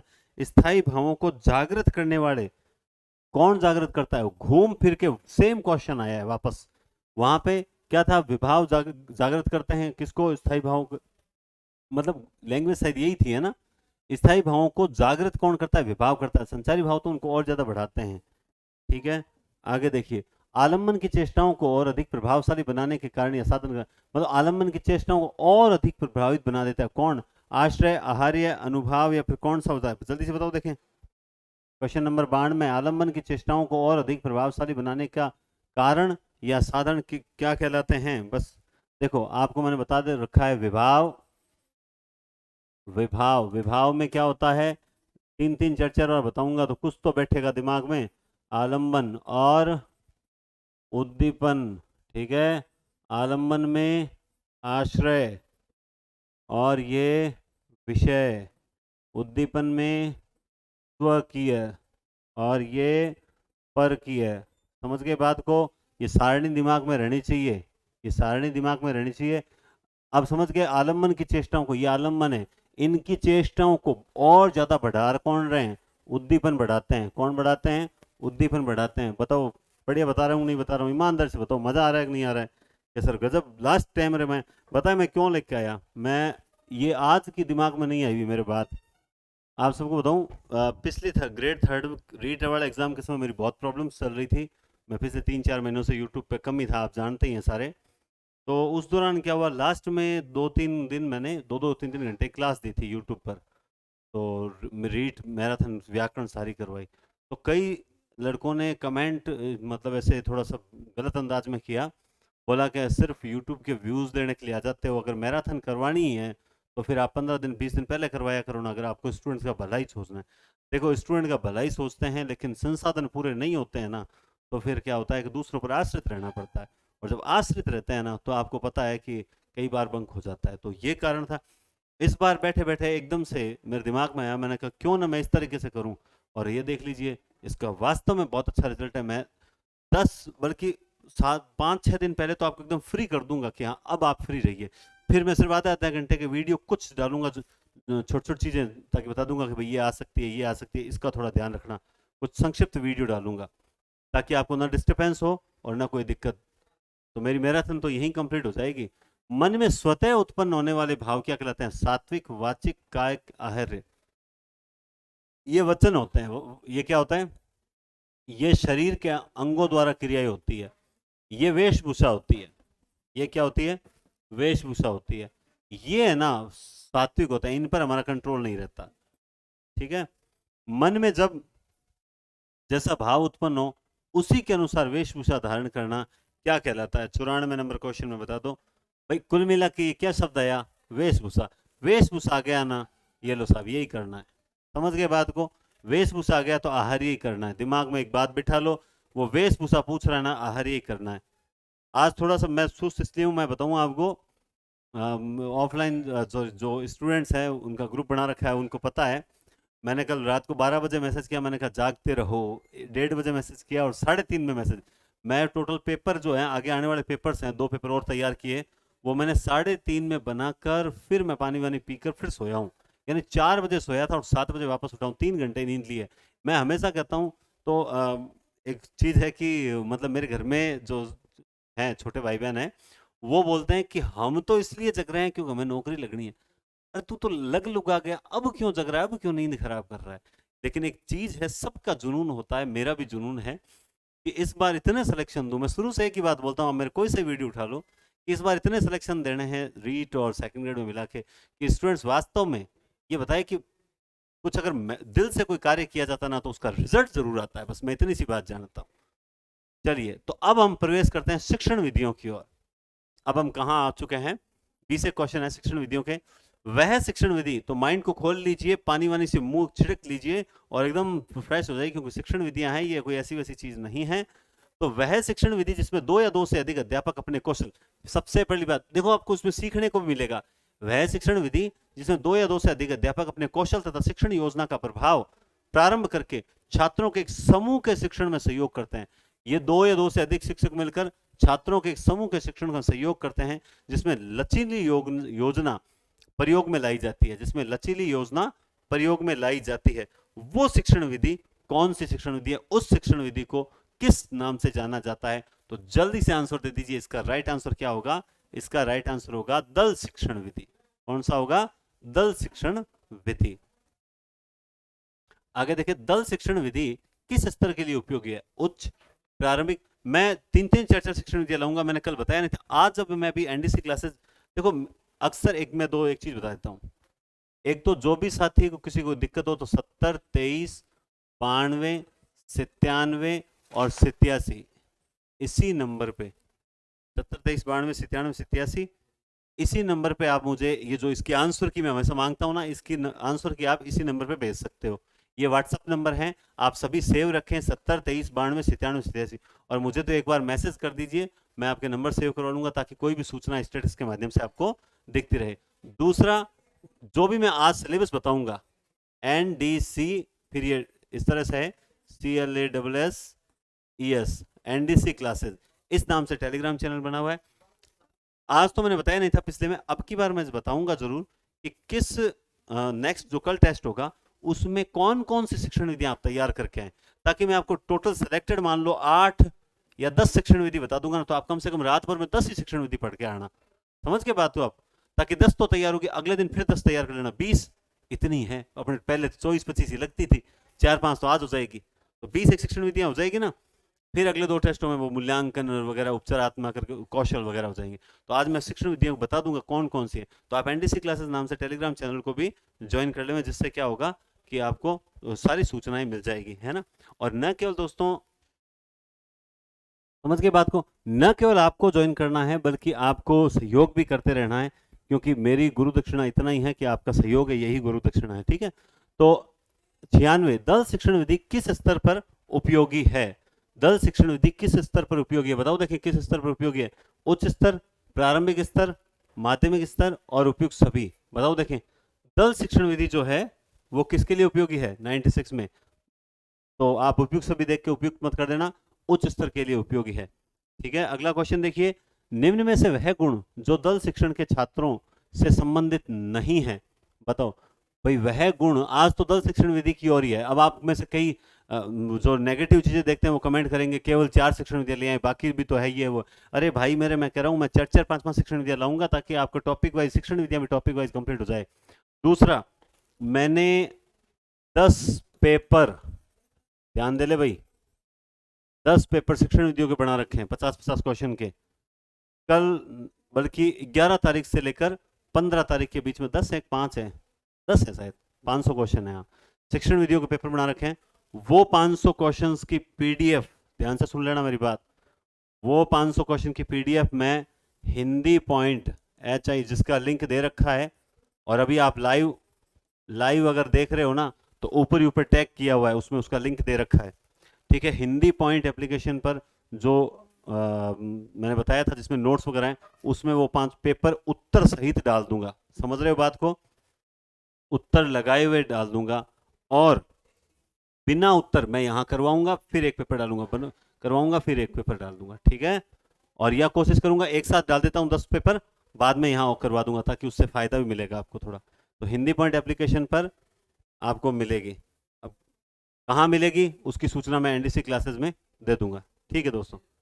हाँ, तो इसमें कौन सा भाई, निम्न में से वह गुण जो दल शिक्षण के छात्रों से संबंधित नहीं है, बताओ। वह गुण जो दल शिक्षण के छात्रों से, यानी एक गुण है जो दल शिक्षण में नहीं होता, शैलियों का निरीक्षण, व्यावसायिक विकल्प, उत्तरदायित्व की भावना। लेकिन यहाँ तो उपयुक्त सभी राइट होगा, क्योंकि इसमें शैलियों का निरीक्षण भी होता है, व्यावसायिक विकास भी होता है दल शिक्षण में, और एक उत्तरदायित्व की भावना भी आती है। सर ये क्या प्रश्न था, मैंने कोई गलत बता दिया क्या फिर से? इनमें से वह गुण जो दल, अच्छा अच्छा अच्छा, ये छात्रों से संबंधित नहीं है। हाँ, छात्रों से संबंधित नहीं है, ठीक है ठीक है ठीक है, अभी गलत हो जाता फिर। निम्न में से किस दल शिक्षण का मतलब दल शिक्षण का सोपान कौन सा है, बताओ देखें। दल शिक्षण के सोपान कौन कौन से हैं? मूल्यांकन, क्रियान्वयन, नियोजन या उपयुक्त सभी? बताओ देखें राइट आंसर जल्दी से। तो इसका राइट आंसर हो जाएगा नियोजन नहीं, बल्कि उपयुक्त सभी। कौन सा हो जाएगा? उपयुक्त सभी। आगे चलते हैं। दल शिक्षण का वह सत्र जिसमें छात्र और शिक्षक मिलकर किए जाने वाले प्रयोग पर तर्क वितर्क के तथा तर्क वितर्क के साथ तथा सही निष्कर्ष पर पहुंचते हैं, वह क्या कहलाता है? जल्दी से बताओ देखें, वह क्या क्या कहलाता है भाई? सत्र जिसमें छात्र और शिक्षक जो होते हैं मिलकर प्रयोग, प्रयोग शब्द आते हैं दिमाग में आ जाना चाहिए, बस परिभाषा खुद बता देती है किसका राइट आंसर क्या होगा। 99 में 3, 100 नंबर क्वेश्चन पे पहुंच चुके हैं, बस 50 क्वेश्चन और शेष बचे हैं। निम्न में से प्रदर्शन विधि का दोष क्या है? प्रदर्शन विधि का दोष, यह विधि शिक्षक केंद्रित है क्या? प्रदर्शन विधि, इनमें से कुछ छात्र सक्रिय रहते हैं क्या? इसमें व्यक्तिगत भिन्नता हेतु कोई भी स्थान नहीं रखा जाता है, उपयुक्त सभी। तो देखो प्रदर्शन विधि के सारे ये प्रदर्शन विधि के दोष ही हैं, ना तो ये छात्र केंद्रित है, न केवल कुछ छात्र सक्रिय रहते हैं, न इसमें व्यक्तिगत भिन्नता हेतु कोई भी स्थान नहीं रखा जाता, बल्कि रखा जाता है। तो ये थोड़ी सी तीनों के तीनों दोष हैं, रखा जाता है उसमें वाला नहीं रखा जाता। यह विधि कौन सी विधि पूर्णतः अमनोवैज्ञानिक है? अमनोवैज्ञानिक की पहचान बताओ क्या होती है? अमनोवैज्ञानिक विधि वो विधि होती है जो रटने के सिद्धांत पर आधारित होती है, और मनोवैज्ञानिक वो होती है जो क्या करती है। ये किसका फोन आ रहा है? हाँ, मनोवैज्ञानिक मनोवैज्ञानिक विधि वो होती है जो करके सीखने पर आधारित होती है, और अमनोवैज्ञानिक वो होती है जो रटन पत्ती। तो रटन पत्ती पर कौन सी आधारित है? सूत्र विधि, ठीक है। चलो आगे। निम्न में से वह विधि जिसका प्रयोग व्याख्या विधि के साथ करना उत्तम माना जाता है, मतलब व्याख्यान विधि के साथ जिसका प्रयोग करना उत्तम माना जाता है, वो विधि कौन सी है? बेस्ट है। आपने व्याख्यान दिया, अब बच्चों को समझ आया कि नहीं आया, तो उसके लिए बीच बीच में किसका सहयोग लेना चाहिए? उसके लिए बीच बीच में किसका लेना चाहिए? प्रश्नोत्तर का। किसका लेना चाहिए? प्रश्नोत्तर का सहयोग। क्या है? निम्न से वह विधि जिसका प्रयोग व्याख्यान विधि के साथ करना उत्तम माना जाता है। सही है, प्रश्नोत्तर विधि। कौन सा होगा? क्योंकि व्याख्यान व्याख्यान के साथ व्याख्यान थोड़ी होगा, व्याख्यान विधि के साथ करना। हाँ ठीक है ठीक है, प्रश्नोत्तर विधि है। कंप्यूटर आधारित अभिक्रमित निम्न में से किस विधि में समान है? दूरस्थ, अनुकरण, प्रत्यक्ष या आगमन? कंप्यूटर आधारित, तो कंप्यूटर आधारित अभिक्रमित जो नोटेशन है वो कहाँ मिलता है? अनुकरण, प्रत्यक्ष, इनमें जरूरत ही नहीं पड़ती कंप्यूटर की। किसमें जरूरत पड़ती है? दूरस्थ शिक्षण विधि में जरूरत पड़ती है। आगे चलते हैं। रसास्वादन विधि आधारित होनी चाहिए किस पर? रस पर, कला पर, भाव के लिए, या किस पर होनी चाहिए? रसास्वादन, रस का आस्वादन, आनंद प्राप्ति के लिए वो विधि किस पर आधारित होनी चाहिए? रस पर आधारित होनी चाहिए। प्रयोगवाद लीजिए, अब आ चुके हैं प्रयोगवाद और प्रगतिवाद के प्रश्न, ध्यान दीजिएगा। प्रयोगवाद की तमाम काव्योद्धारक घोषणाओं के बावजूद इसके पतन का मूल कारण क्या था? आत्मग्रस्तता, भाषा और शैली की विविधता, बधेश का चित्रण, बधेश यानी छिपा हुआ आचरण, है ना, नग्नता, या उक्त सभी? जल्दी से बताओ दे। आत्म यानी अहंकार कहीं ना कहीं, तो इसमें राइट आंसर होगा उपयुक्त सभी, ठीक है। आगे चलते हैं। अंधा युग का काव्य रूप कैसा है? अंधा युग जो है, अभी थोड़ी देर पहले पढ़ाते पढ़ाते बोलना हो रहा है, ये क्या है? संवाद है, काव्य है, खंड है, या महाकाव्य? जल्दी से बताओ देखें, राइट आंसर क्या होगा इसका? आप जानते हैं कि अंधा युग गीति नाट्य है। कौन सा है? गीति नाट्य, करुणालय भी एक गीति नाट्य है, एक कंठ विस्पाई भी गीति नाट्य है। तो इसमें काव्य नाटक, गीति नाट्य कह दो चाहे काव्य नाटक कह दो, एक ही बात है। बात बोलेगी हम नहीं, बात बोलेगी हम नहीं, बताओ देखें किसकी रचना है ये? भगवती चरण वर्मा, शमशेर बहादुर सिंह, केदारनाथ सिंह या निराला? तो ये रचना है बात बोलेगी हम नहीं। इतनी बात कहने की हिम्मत कौन कर सकता है? बात बोलेगी अब तो हम नहीं, अर्थात इतनी बात कहने की हिम्मत तो कोई शेर ही कर सकता है। तो वो कौन सा शेर है? वो है शमशेर बहादुर सिंह, है ना। बात बोलेगी हम नहीं, शेर ने कहा। कवियों का कवि किसे कहा जाता है? जो कवियों का भी कवि है। अब कवियों का कवि है मतलब पूरे जंगल का राजा है, जंगल के राजा, जानवरों का भी जानवर है ना, शेर। वैसे ही कवियों का कवि शमशेर बहादुर, जो कवियों का कवि है वो बहादुर भी है। आगे चलते हैं। निम्न में से सही जोड़ा नहीं है, एक जगह सही जोड़ा नहीं आया। अज्ञे हरिघास प्रश्न पर, मुक्तिबोध चांद का मुंह टेढ़ा, गिरजा कुमार माथुर मंजीर, भवानी प्रसाद भूरी भूरी खाक धूल। अब हम में से अधिकांश लोग क्या कर देंगे और क्या किया होगा मैं बताता हूं। सी किया होगा बहुत जनों ने, जबकि इसका राइट आंसर होगा डी। क्यों होगा डी? क्योंकि ये जो भूरी भूरी खाक धूल है ये अपने मुक्तिबोध की रचना है, ठीक है। ये मंजीर गिरजा कुमार माथुर की है। आगे चलते हैं। डॉक्टर जगदीश गुप्त द्वारा संपादित सन 1954, देखो पहले तो जगदीश गुप्त, इन्होंने 1954 में नई कविता पत्रिका छापी। तो 3 प्रश्न तो यहीं क्लियर हो रहे हैं, जगदीश गुप्त 1954 और नई कविता। अब बात आती है कविता थी किस टाइप की? तो साहब ये कविता मासिक थी, त्रैमासिक थी, अर्धवार्षिक थी, वार्षिक थी या कैसी थी? बताओ। तो ये थी अर्धवार्षिक थी। कैसी पत्रिका थी? अर्धवार्षिक पत्रिका थी। आगे चलिए। नई कविता नामकरण किसने दिया था? यहां मैं आपको बहुत बढ़िया चीज बताऊंगा। नई कविता, एक बार लाइक कर दो जिसने लाइक नहीं किया अभी तक वीडियो, है ना, वो ईमानदार से लाइक कर दो, सब्सक्राइब कर दो और वो बेल आइकन दबा दो ताकि नोटिफिकेशन आपके पास आ जाए, है ना। फिर मैं बताता हूं। देखो प्रश्न कई बार छोटा सा आता है, गड़बड़ कर देता है। नई कविता नामकरण किसने दिया था? इनमें से आप आंसर दे दो फटाफट। इसमें से आंसर आपने दे दिया होगा, अज्ञे ने दिया था। लेकिन नई कविता, नई कविता का सिंपल सा प्रश्न आएगा, ज्यादा टेढ़ा ही नहीं। नई कविता का प्रवर्तक पूछ लेना तो कौन सा हो जाएगा?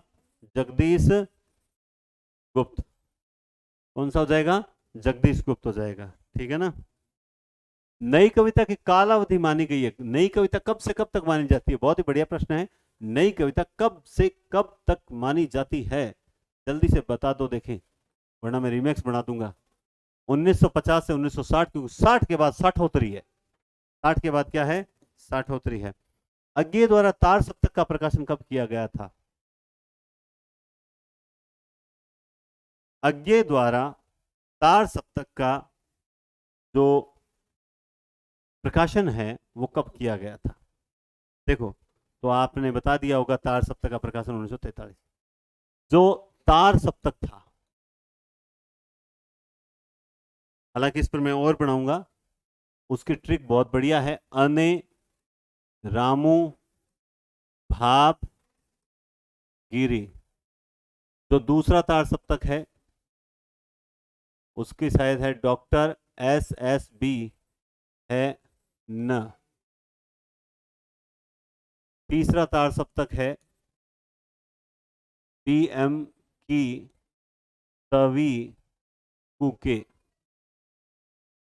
और चौथा तार सप्तक जो है उसकी ट्रिक हम, बड़ी ट्रिक है, बालक राज को मारने वगैरह, है ना, तो बड़ी ट्रिक है। इन 3 में जो शामिल नहीं है वो हो जाए। इसमें आपको बेहतरीन कई चीजें निकल के आती है। नंबर 1, राजस्थानी कौन सा नहीं है या कौन सा है, महिलाएं कौन सी है कौन सी नहीं है। कई बार स नाम वाले 3 है, PM की सवी। तो ये जो स है ये कौन सा है? एक तो शमशेर बहादुर सिंह यानी स शंकर है, शमशेर बहादुर सिंह, और एक है शकुंतला माथुर, शकुंतला माथुर। तो स शंकर वाले दोनों दूसरे में, स सर्वेश्वर दयाल सक्सेना स सड़क यानी दंते वाला जो है वो तीसरे में। इस तरह की कुछ बढ़िया बातें मैं एक छोटा सा वीडियो, एक शॉर्ट्स बनाऊंगा, उस शॉर्ट वो आपको कल की डेट में मिलेगा, उसमें मैं आपको बहुत जबरदस्त चीज बताऊंगा, ठीक है। आगे चलते हैं। एक बार सिर्फ आपको रूपरेखा बताइए कि मैं आपको, और तार सप्तक में से एक प्रश्न आना है, लिख के ले लो, अभी साइन करके देता हूं, एक प्रश्न आएगा, पक्का आएगा, तैयार कर लेना, और कल बताऊंगा छोटी सी 5 मिनट की क्लास दूंगा, टोटली 5 मिनट का शॉर्ट होगा, उसमें आपको बता दूंगा। रघुवीर सहाय का प्रथम काव्य संकलन क्या है? रघुवीर सहाय का प्रथम काव्य संकलन क्या है? बताओ, देखें कौन सा है? हंसो हंसो जल्दी हंसो, लोग भूल गए हैं, आत्महत्या के विरुद्ध, सीढ़ियों पर धूप में। बताओ, ये सारी के सारे ही हैं, लेकिन सबसे पहला जो है वो ये 114 है। आगे चलते हैं। गगनांचल पत्रिका का संपादन किसने किया था? रघुवीर, गिरजा, शमशेर, धर्मवीर भारती। तो गगनांचल, ग से गगनांचल, ग से गिरजा, है ना, गग्गी कौन है? गिरजा, गगनांचल गिरजा। आगे चलते हैं। इनमें से मार्क्सवादी आलोचक नहीं है। देखो, एक तो नियमित रहा करो, आपकी नियमितता है ना बड़े परेशान करती है। नियमित रहा करो, कई बार फिर कमेंट ऐसे आते हैं इनमें से मार्क्सवादी आलोचक नहीं है। बहुत बढ़िया प्रश्न है, मैं हमेशा बोलता हूं, आपको फिर बताता हूं। एक तो ललित निबंधकार कौन सा नहीं है, मार्क्सवादी कहानीकार उपन्यासकार कौन से हैं, साम्यवादी कौन से हैं, ठीक है, प्रेमचंद युग के कौन से हैं, भारतेंदु मंडल का कवि कौन सा है, द्विवेदी मंडल के कौन से हैं, द्विवेदी मंडल के बाहर के कौन से हैं, इनमें से कौन सा स्वतंत्रतावादी कवियों में शामिल होता है, ये रीति भक्त कौन सा है, रीति मुक्त कौन सा है, रीति सिद्ध कौन सा है। ये जो बेसिक चीजें है ना, यहाँ से प्रश्न आते हैं, हम लोग गलत बेसिक में गलत हैं। तो यहाँ पे यशपाल जो है वो मार्क्सवादी नहीं है, बाकी तीनों मार्क्सवादी हैं। अब आपको ये तो याद रहना चाहिए कि मैं मार्क्सवादी नहीं, ये तीन याद रहना चाहिए कि ये मार्क्सवादी हैं, ताकि आगे कोई प्रश्न में इनमें से कोई ऑप्शन में हो तो पता रहे कि हाँ ये तीन तो मार्क्सवादी है। आगे चले। प्रगतिवादी साहित्य की विशेषता इनमें से नहीं है। नवीनता, समता मूलक समाज की स्थापना, शोषित के प्रति सहानुभूति, हिंसा व क्रांति को समर्थन। तो इसका राइट आंसर देखो, समता मूलक प्रगतिवादी चाहते थे, शोषित के प्रति सहानुभूति तो थी, ये तो सबसे बड़ी विशेषता है। और फिर वो कहते हैं ना, बादल है ना, घेर घेर घोर, घेर घेर गगन घोर और गरजो, बादल बरसो। सॉरी, अभी गलत बताया था, अब दिमाग में तो चल रहा है ये, अभी मैं राइट यहां लगा देता, फिर कहते सर आपने गलत आंसर बताया। नवीनता नहीं थी इनमें। खून का टीका, अब शुरू हो रहे हैं खून के टीके के उपन्यास, ठीक है। उपन्यास मेवाड़ के किस महाराणा का, पहला प्रश्न किस महाराणा पर आधारित है? तो ये आधारित है, मेवाड़ के हैं, याद रखना, मेवाड़ के राणा हमीर पर है। ये सबको पता है, ऐसा प्रश्न कोई गलत नहीं करेगा। खून का टीका उपन्यास में इनमें से काल्पनिक पात्र नहीं है, काल्पनिक पात्र नहीं, इनमें से कौन सा काल्पनिक पात्र नहीं है? तो देखिए, इसमें राइट आंसर हो जाएगा, जल्दी से बताओ, देखें ये रहा, श्रवण सिंह, ठीक है। आगे देखते हैं। राणा लाखा के कितने पुत्र थे? राणा लाखा के कितने, 10, 12, 14 या 22? इतने सारे थे क्या? 10, 12, 14, 22, 12। कितने थे? 12। खून का टीका उपन्यास कितने खंडों में विभाजित है? तो बहुत ही बढ़िया प्रश्न है ये, कितने खंडों में विभाजित है? आंसर, इतनी जल्दी आंसर तो आ जाता है, मुझे पता है, 27। चित्तौड़ आपका ही समझिए साहब, चित्तौड़ आपका ही समझिए, वीर जहां भी जाते हैं वहां नया नगर बसा लेते हैं। प्रस्तुत कथन किसका है?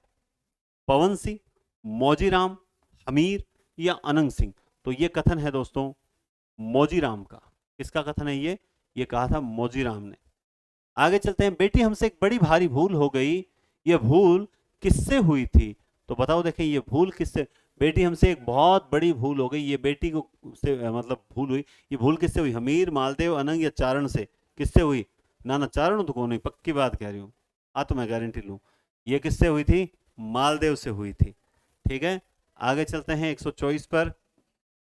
युद्ध ही योद्धा की महान लिप्सा होती है, कथन किसने, किससे कहा था? देखो, ये कुछ प्रश्न तो है ना, जो लगभग 8-10 प्रश्न इसमें से मैंने खुद ने पढ़ के बनाए हैं, ठीक है। तो ये कथन कहा था अमीर ने मालदेव से, मालदेव ने अनंग से, अनंग से अमीर ने, अनंग ने हमीर से, या चारण ने हमीर से? तो इसका राइट आंसर क्या हो जाएगा? अनंग ने हमीर से, अनंग ने हमीर से कहा था, ठीक है। राजपूत का धर्म ही साहस करना है, शत्रु से प्रतिशोध लेना उसका कर्तव्य होता है, कथन किसने, किससे कहा था? जल्दी बताओ। राजपूत का धर्म ही साहस करना है, शत्रु से प्रतिशोध लेना उसका कर्तव्य होता है, कथन किसने, किससे कहा था? अमीर ने अनंग से, अमीर ने मुंजा से, अमीर ने ब्राह्मण ने हमीर से, चारण ने हमीर से? तो ये कथन कहा था दोस्तों हमीर ने मुंजा से। किसने कहा था? हमीर ने मुंजा से। आगे चलते हैं। किसकी वीर गति का समाचार सुनकर सारे चित्तौड़ में विषाद हो गया? ओ माय गॉड, बताइए किसकी वीर गति हुई? हमीर, मुंजा, हरि सिंह या अनंग? बताओ, देखें राइट आंसर कौन सा हो जाएगा? हरि सिंह। कौन सा हो जाएगा? मुंजा किस गांव का था? बालेचा, सामेरी, गोडवाड़ या सारेसा? यार ये प्रश्न 127 में गोडवाड़ का था क्या? ये मैं भूल रहा हूं, जहां तक मुझे याद है गोडवाड़ का ही था। अगर आपको लगे भाई बता दो कमेंट में कि सही है या नहीं है, ताकि मैं पहले ही देख लूं कि मुझे वापस बताना है कि नहीं। गोडवाड़ ही था। विषम घाटी पंचानन किसे कहा जाता है? ये तो जीके का ही क्वेश्चन है, हम सब जानते हैं। अमीर मालदेव अनंग सब जानते हैं ना, जैसी को? नहीं, अमीर को। किसको कहा जाता है? हमीर को। हरि सिंह किसका बेटा था? बहुत बढ़िया प्रश्न है। हरि सिंह किसका बेटा था? हमीर, मालदेव या किसका था? मालदेव का बेटा था। हरि सिंह मालदेव का बेटा था। युद्ध बंद करो साहब, युद्ध बंद करो, युद्ध मनुष्य को राक्षस बनाता है, दैत्य बनाता है। कौन चिल्लाया ऐसी बात के लिए? ऐसी बात के लिए युद्ध बंद करने के लिए? देखो उल्टा नहीं हो रहा है क्या? युद्ध बंद करो, युद्ध बंद करो, युद्ध मनुष्य को राक्षस बनाता है, दैत्य बनाता है। कौन चिल्लाया? उल्टी बात नहीं, ये बात कही थी चारण ने, कही थी। हाँ सर, चारण हो, चारण ने तो प्रश्न बनाई सो। ये बात कही थी चारण ने कि युद्ध किसी चीज का हल नहीं है।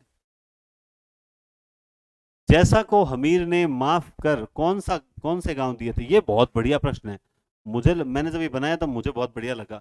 जैसा को हमीर ने माफ कर कौन से गांव दिए, ये प्रश्न आप बता दो, 100% आपने बहुत बढ़िया तरीके से खून का टीका पढ़ रखा है। बताओ देखें। नीमच, जैतारण, गोडवाड़, नीमच, जैतारण रतनपुर, सामेरी, नीमच, रतनपुर। और क्या गजब ऑप्शन दिए हैं, शाबाश। बहुत बढ़िया ऑप्शन दिया है कि नहीं दिया? सही से बताओ। तो इसका राइट आंसर हो जाएगा नीमच, जैतारण, रतनपुर। ठीक है, बस 10-15 प्रश्न और है। उपन्यास के अंत में अमीर देश के अगले जो लास्ट 10 प्रश्न है ना, वो भी आपका दिमाग का है ना तंतु हिला देंगे, चिंता मत करो।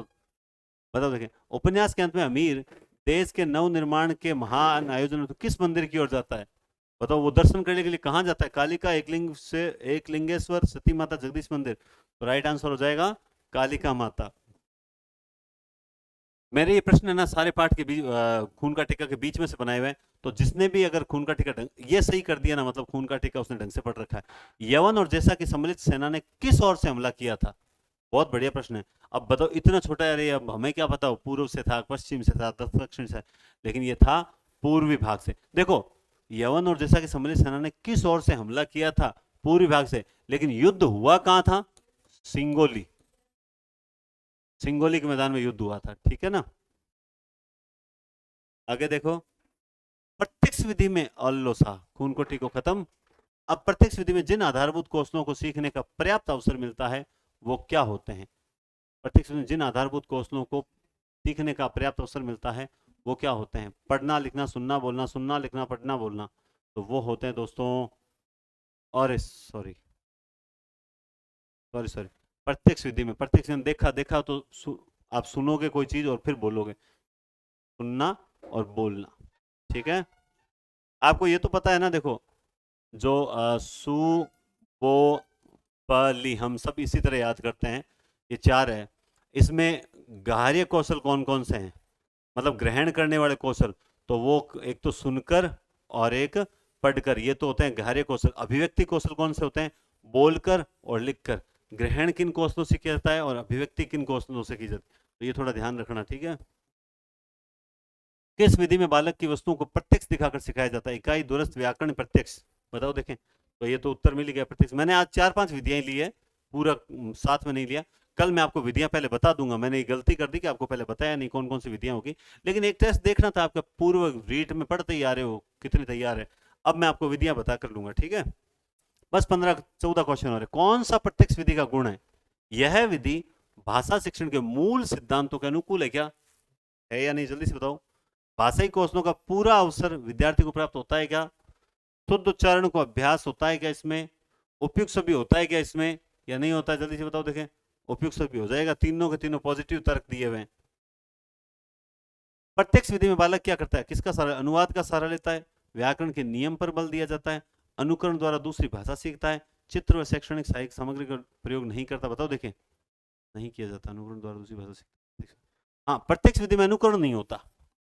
प्रत्यक्ष विधि में अनुकरण बिल्कुल भी नहीं होता है। आगे देखिए, प्रत्यक्ष विधि के बारे में सही नहीं है, कौन सी चीज सही नहीं है? अन्य नाम सुगम पत्ती, निर्बाध पत्ती, प्राकृतिक विधि। मातृभाषा का प्रयोग किया जाता है। इसका सर्वप्रथम प्रयोग फ्रांस में जो है 1901 में हुआ था, श्री गुइन मोहिदे द्वारा। भारत में प्रयोग बंगाल में श्री टिपिंग मुंबई, फ्रीज मद्रास, नहीं मद्रास में पैट्स है, मुंबई में फ्रिज है और बंगाल में टिप्पण है। कुल मिला के इसमें है ना मातृभाषा का प्रयोग वर्जित माना जाता है, जबकि ये लिख रहा है कि प्रयोग किया जाता है, ये गलत है। इसका राइट आंसर होगा सी। इसमें मातृभाषा का प्रयोग वर्जित होता है, प्रत्यक्ष विधि में मातृभाषा का प्रयोग वर्जित होता है, मैं आपको बता देता हूं। इकाई विधि के प्रवर्तक कौन है? Dewey, Morrison, Patrick Thorndike. जल्दी से बता दो, इसका आंसर बहुत इजी है, मॉरिसन। शिक्षा के क्षेत्र में इकाई विधि का प्रयोग कब से शुरू हुआ माना जाता है? कब से शुरू हुआ था ये? 1, 20, 50 या 52? जल्दी से बताओ, देखें। 1920। कब से हुआ था? 1920। इकाई विधि के किस सोपान में गृह कार्य प्रदान किया जाता है? प्रथम, तृतीय, चतुर्थ या सप्तम? बताओ, देखें किसमें किया जाता है? वो किया जाता है, जल्दी से बताओ, चतुर्थ में। और शिक्षण विधियों का आज का लास्ट क्वेश्चन है ये, नहीं इसके बाद एक और है। इकाई एक निर्देशात्मक युक्ति है जो छात्रों के संवेद रूप में ज्ञान प्रदान करती है। ये कथन किसका है? बताओ, देखिए कथन किसका है?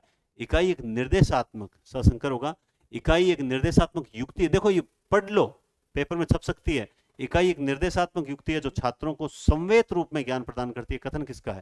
तो ये कथन है मॉरिसन, बॉसिंग, रिस्क या एनसीईआरटी? तो एनसीईआरटी का कथन है ये। किसका कथन है? एनसीईआरटी। शिक्षण विधियों का आज का लास्ट क्वेश्चन है ये, इकाई विधि में सोपान का सही क्रम बताओ। इस टाइप का ये बहुत इंपॉर्टेंट प्रश्न है शिक्षण विधियों का, और ये कहीं कॉपी पेस्ट नहीं है, ये भाई साहब बनाए हुए प्रश्न है। इकाई विधि के सोपानों का सही क्रम बताओ। सबसे पहले क्या होता है इकाई विधि में? कथन, क्रियान्विधि, प्रस्तुतिकरण, अनुसंधान। इनमें सबसे पहले क्या होता है? सबसे पहले इसमें होता है अनुसंधान, फिर होता है प्रस्तुतिकरण, फिर क्रियान्विति और लास्ट में कथन होता है। तो याद रखें, अनुसंधान, प्रस्तुतिकरण, क्रियान्विति और कथन। ये बहुत ही बढ़िया प्रश्न है। क्या है? बहुत ही जबरदस्त प्रश्न है। ठीक है, अब अगला प्रश्न आपके सामने है, आप फटाफट देखो, तब तक मैं 2 मिनट पानी पी लेता हूं, है ना। प्रसाद द्वारा रचित विरह काव्य कौन सा है?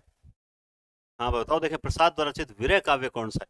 लोग कहते हैं कि प्रसाद ने मतलब कोई ऐसा विरह, झरना आंसू लहर कामायनी। कहते हैं कि प्रसाद का जो आंसू है ना, मैं अभी थोड़े दिन पहले ही लेकर आया था ये आंसू, छोटी सी किताब है, जैसे लहरों के राजन से उससे भी छोटी है। तो इसमें प्रसाद और रचित विरह काव्य में क्या है कि आंसू की रचना में जयशंकर प्रसाद ऐसा लगता है जैसे अपनी पीड़ा व्यक्त कर रहे हैं। आंसू इसीलिए छायावादी कवि है ना, कहते हैं कि अपना अपना रोदन रोते रहते हैं, वही बात, हकीकत बात है ना। आगे चलते हैं। किस रचना को कामायनी की श्रद्धा का पूर्व, यानी जो कामायनी श्रद्धा है ना, उसकी उसका पूर्वाभास किस में दिखाई देता है, या उसकी रूपरेखा पहले ही तैयार की गई थी? वो तैयार कहाँ की गई थी, किस रचना के माध्यम से की गई थी? वन मिलन, प्रेम पथिक, गीतिका, उर्वशी। मैं बता दूं, ये मेरे नोट्स में नहीं लिखी हुई लाइन, लेकिन मैंने अभी जो फर्स्ट ग्रेड वालों को रिवीजन जब करवाया था तब मैंने ये चीज बार बार बताई थी, और आज मैंने इसको क्वेश्चन भी आपको दे दिया है, याद कर लेना इस टाइप से। भाई मुझे देखो खुद की क्या है कि साहित्य में और भी ज़्यादा अभी तक बढ़िया तैयार करना है, नोट्स भी, और नेट सेट के हिसाब से ऐसे संक्षिप्त नोट्स तैयार करना है कि उससे बाहर कुछ भी नहीं जाए।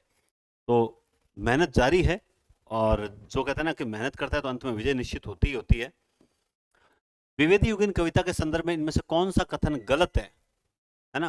तो कौन सा कथन गलत है, देखें, बताओ, देखें। तो बताओ, देखिए, द्विवेदी युगीन कविता के संदर्भ में इनमें से कौन सा कथन गलत है? द्विवेदी युगीन कविता में राष्ट्रीयता का अभाव है। द्विवेदी युगीन काव्य में नीति और आदर्श की प्रधानता है।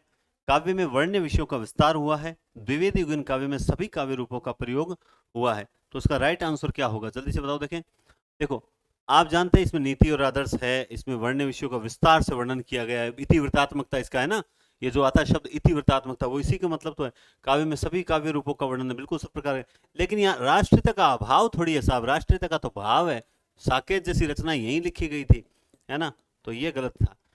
अब आगे कुछ पिछले जो टेस्ट हुए हैं उनका कुछ रिवीजन करवा देता हूँ। चार एक प्रश्न है मेरे पास में काव्य शास्त्र का, तो आप तैयार रहें।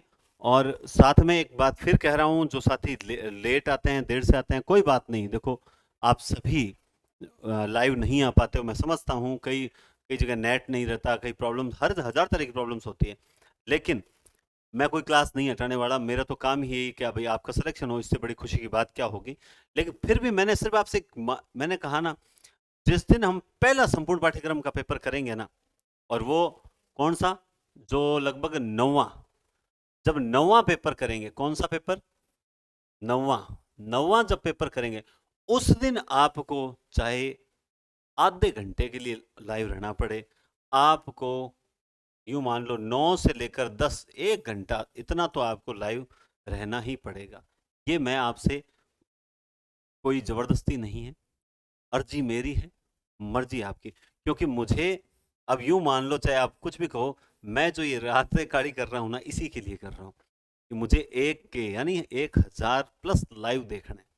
और अगर इतना सा आप अगर नहीं कर सकते, कैसे गुरुजी फालतू टाइम कौन माखन है, ये दिमाग में अगर आती है तो गुरुजी खन्ने भी देख लो, टाइम से समझदार हो, है ना, परिवार, स्कूल और सारी चीजें छोड़कर आप लोगों के लिए बढ़िया मेहनत करना, तो ये खुद आप सोच लीजिए कि हम भी तो आपके लिए कर रहे हैं। और जैसा बोओगे वैसा कटेगा, है ना, तो अच्छा बो रहा हूं ना, तो अच्छी फसल चाहिए।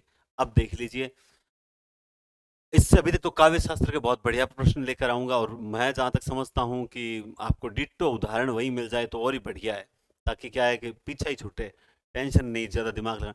अब जैसे ये उदाहरण है, अबला जीवन है तुम्हारी यही कहानी, आंचल में है दूध और आंखों में है पानी, इसमें शब्द शक्ति कौन सी है, बताओ देखें, अभिधा लक्षणा शाब्दी अर्थी। तो अब जब आप बताओगे, इसमें कहीं पर मैं आपको बता दूं, पहले तो आप आंसर दे दो, अगर किसी का रट्टा हुआ है तो आंसर दे दो, मैं थोड़ा समझा भी देता हूँ। यमक अलंकार है क्या, सीधी सीधी बात है क्या, नहीं है, सीधी बात नहीं है, बहुत बड़ी बात कह रहा है, आंखों में है पानी, आंचल में है दूध, ये सीधी बात नहीं है। क्या लक्षणा है क्या, कोई रूढ़ा लक्षणा, कोई वो रूपक अलंकार, उपमेय उपमान कहीं दिखाई दे रहा है क्या, नहीं है। शाब्दी व्यंजना कहीं श्लेष अलंकार वगैरह आपको दिखाई दे रहा है क्या, नहीं है। आर्थी व्यंजना कैसे, देखो यहां आंखों में है पानी, आंचल में है दूध, मतलब आंचल में दूध का मतलब ये हुआ कि औरत में निर्माण की शक्ति है, वो किसी चीज का निर्माण कर सकती है, लेकिन औरत दूध मतलब वो किसी चीज, किसी का भी निर्माण करने की शक्ति रखती है, वो सृजन की शक्ति रखती है अपने हृदय के अंदर, अपने सीने में सृजन की शक्ति रखती है। और आंखों में है पानी, अर्थात उसमें हजारों, मतलब यातनाएं, कष्ट सहने की भी शक्ति है, यानी उसमें सहनशीलता भी है। तो आप इसमें सीधा अर्थ नहीं ले सकते, इसमें सृजन की शक्ति है और साथ में सहनशीलता भी है, इस कारण से इसमें आर्थी व्यंजना है। तो रटा हुआ तो अलग चीज है, थोड़ा समझ लें तो फिर हम भूलेंगे नहीं। फूल हंसे कलिया मुस्काई, पंक्ति में अलंकार कौन सा है, यमक श्लेष भ्रांतिमान मानविकर्ण, ये तो आपने उत्तर दे दिया होगा, दे दिया होगा ना, मानविकर्ण, कलियां कैसे मुस्कुरा सकती है, तो मनुष्य की क्रियाएं हैं। विस्मय यह गोदावरी अमृतन को फल दे, पंक्ति में दोष कौन सा है, बताओ देखें कौन सा दोष है। कईयों तो रट रखा है, गजब रट रखा है भाई, जबरदस्त है आपकी तैयारी, हैंड, वो क्या हेड्स ऑफ टू यू बोलते हैं अंग्रेजी में, वही है, यूं समझ लो। बताओ, विस्मय या गोदावरी अमृतन को फल दे, तो देखो दोस्तों, इसमें अप्रतित्व दोष है, जब भी कोई ऐसा शब्द जो जिसका लोग गलत अर्थ लेते हैं, मतलब लोक प्रसिद्ध अर्थ कुछ और हो, वहां विस्मय, यहां विस्मय का मतलब होता है दोस्तों जलमय, यानी विश्व का शास्त्रों में अर्थ जल भी बताया गया है, यहाँ विश्व का शास्त्रों में अर्थ जल भी बताया गया है, ठीक है।